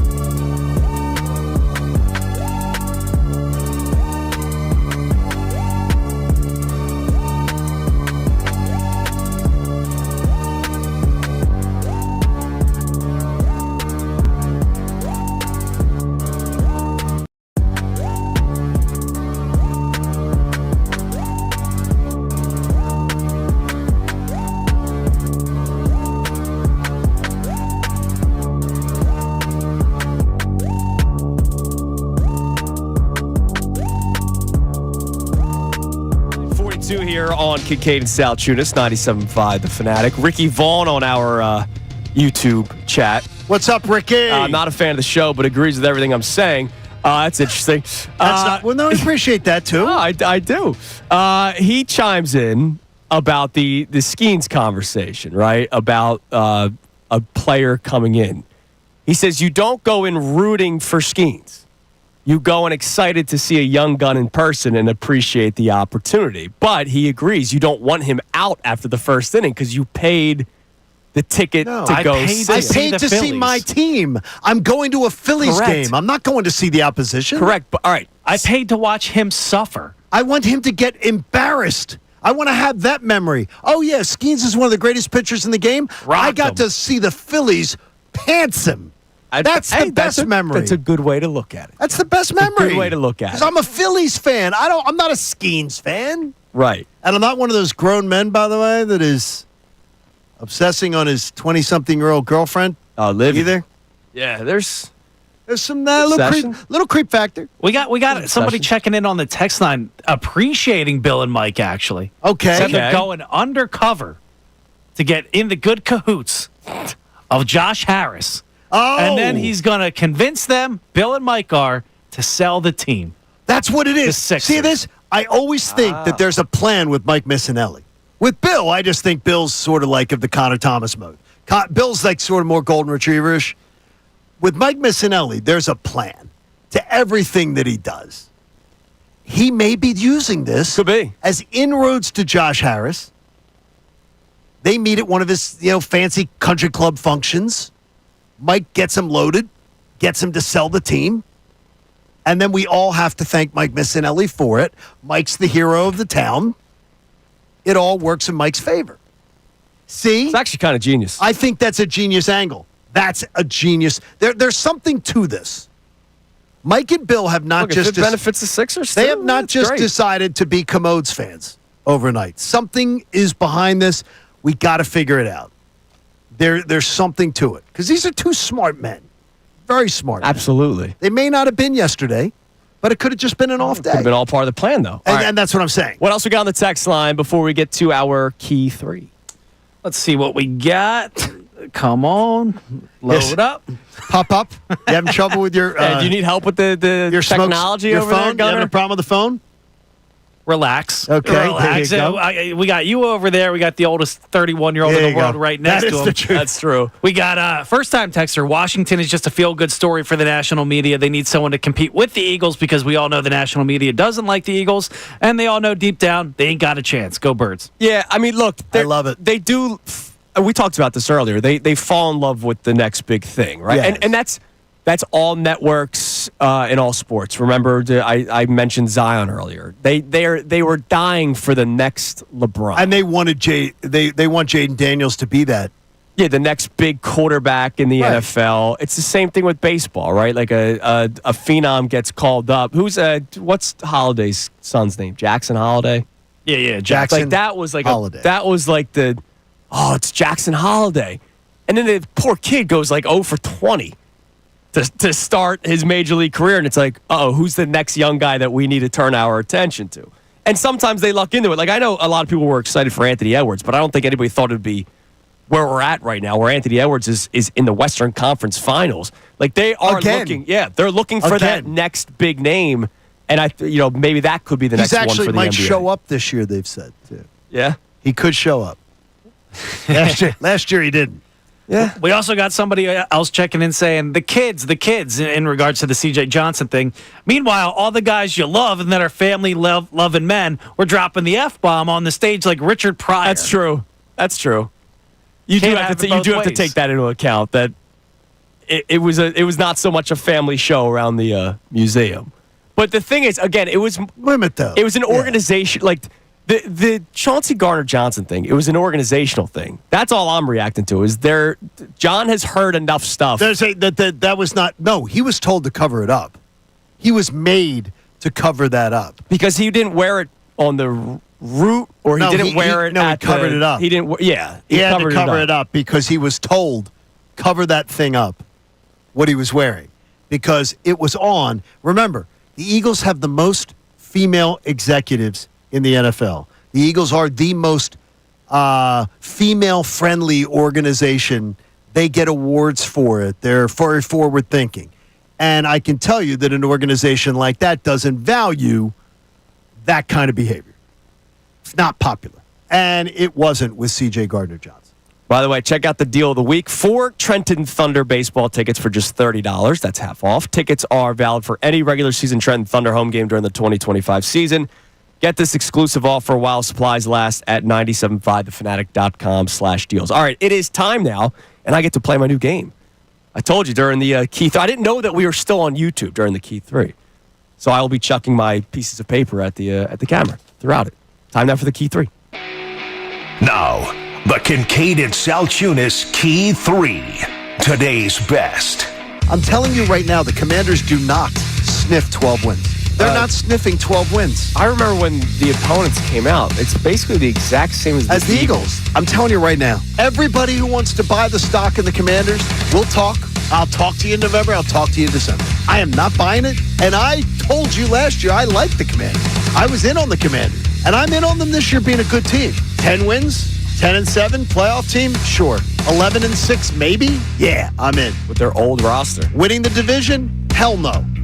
Paul Skeens is in town. The Pittsburgh Pirates are in town, but we know that Paul Skeens is pitching Sunday for the Pittsburgh Pirates. And so this is a guy that I imagine a lot of people bought tickets or are going to buy tickets just to go see. If you're a big baseball fan, right? Or even if you're just a somewhat baseball fan, he's all over the place, right? With worth the price of admission. Livy Dunn, the talent, you name it. There's a lot that surrounds Paul Skeens. I know how loyal this city is to their team. Sure. Right? Like, I know it. But I am somebody that would go to a Phillies game because I go so often to see an opposing player. A couple of years ago, 2 years ago, 3 years ago, I forget what it was, I took off from work because I was still doing middays at the time. Okay. Because the Angels were in town. And not to see Trout, but I wanted to see Ohtani.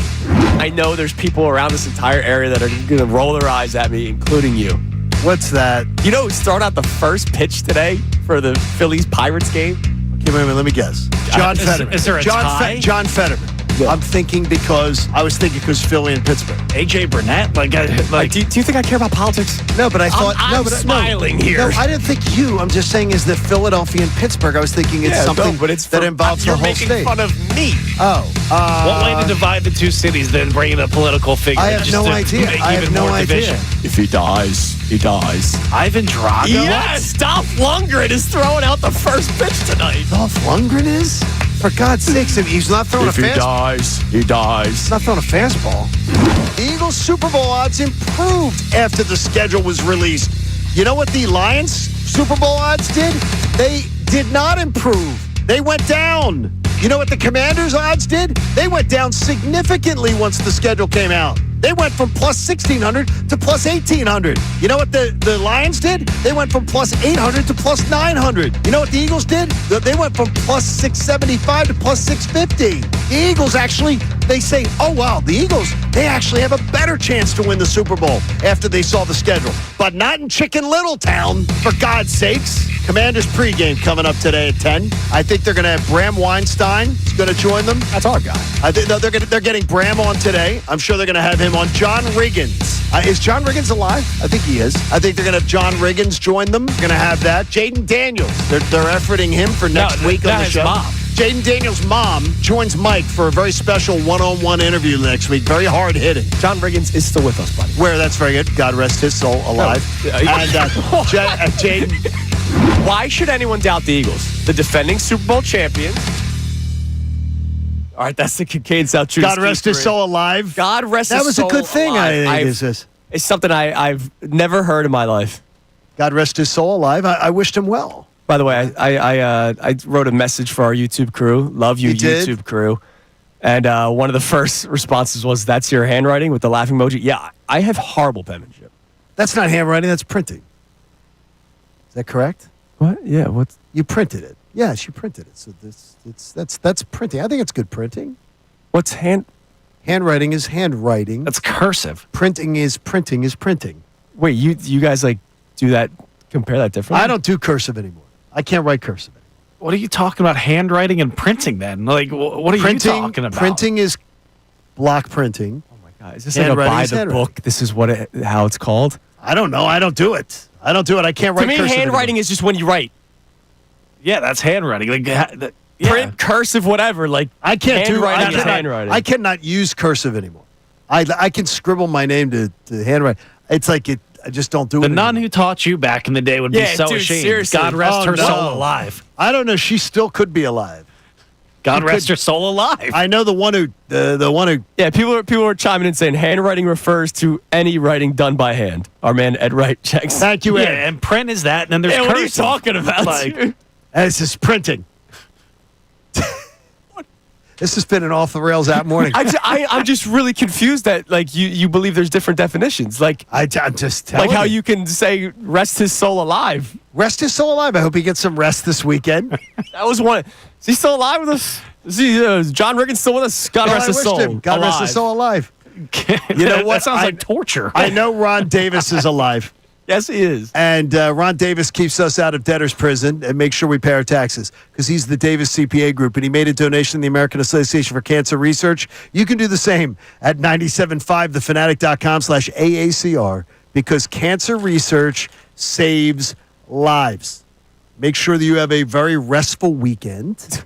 Yeah, your soul. I hope your soul is rested. I hope that I am alive. I hope that I'm standing over a couple birdie putts and being able to make a few of them. That's nice. Absolutely would be nice to do. You got some travel this weekend? I think I don't know. I don't know. I'm friends of ours, their child is turning 1. Okay. So shout out to Isaac, happy birthday. I love that name. But it's in Maryland. It's a 2-hour trek. Okay. And we still don't know what to do with the dog. Or we spend the night? Blah blah. This is tomorrow, by the way. We're spending the night for a kid's birthday party.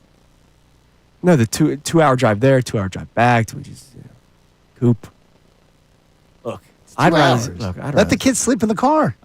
Yeah, dude, I finally got to sleep through the night. You want me to throw that off after one day?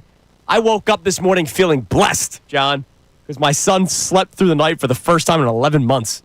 There was something that was told to us. By the way, are you on YouTube, Gunner? Is Gunner's on YouTube? I'm on the YouTube. Yeah, Brendan Gunn just responded. Yeah, somebody said I had him crying. Shout out to that person. That's good. You cry? Usually it's everybody else. You know, when not good crying. So hopefully it's a good crying. You have us crying every day. All right, everybody have a great rest of your Friday. Great everybody weekend. coming in, all our Washington listeners, get ready for it. It's Commanders. Hail to the Commanders. I was thinking about putting that as their intro, but it would have been crossing the line. Mike Missanelli Show comes your way next. Everybody have a great weekend. We'll be back at it Monday here on The Fanatic.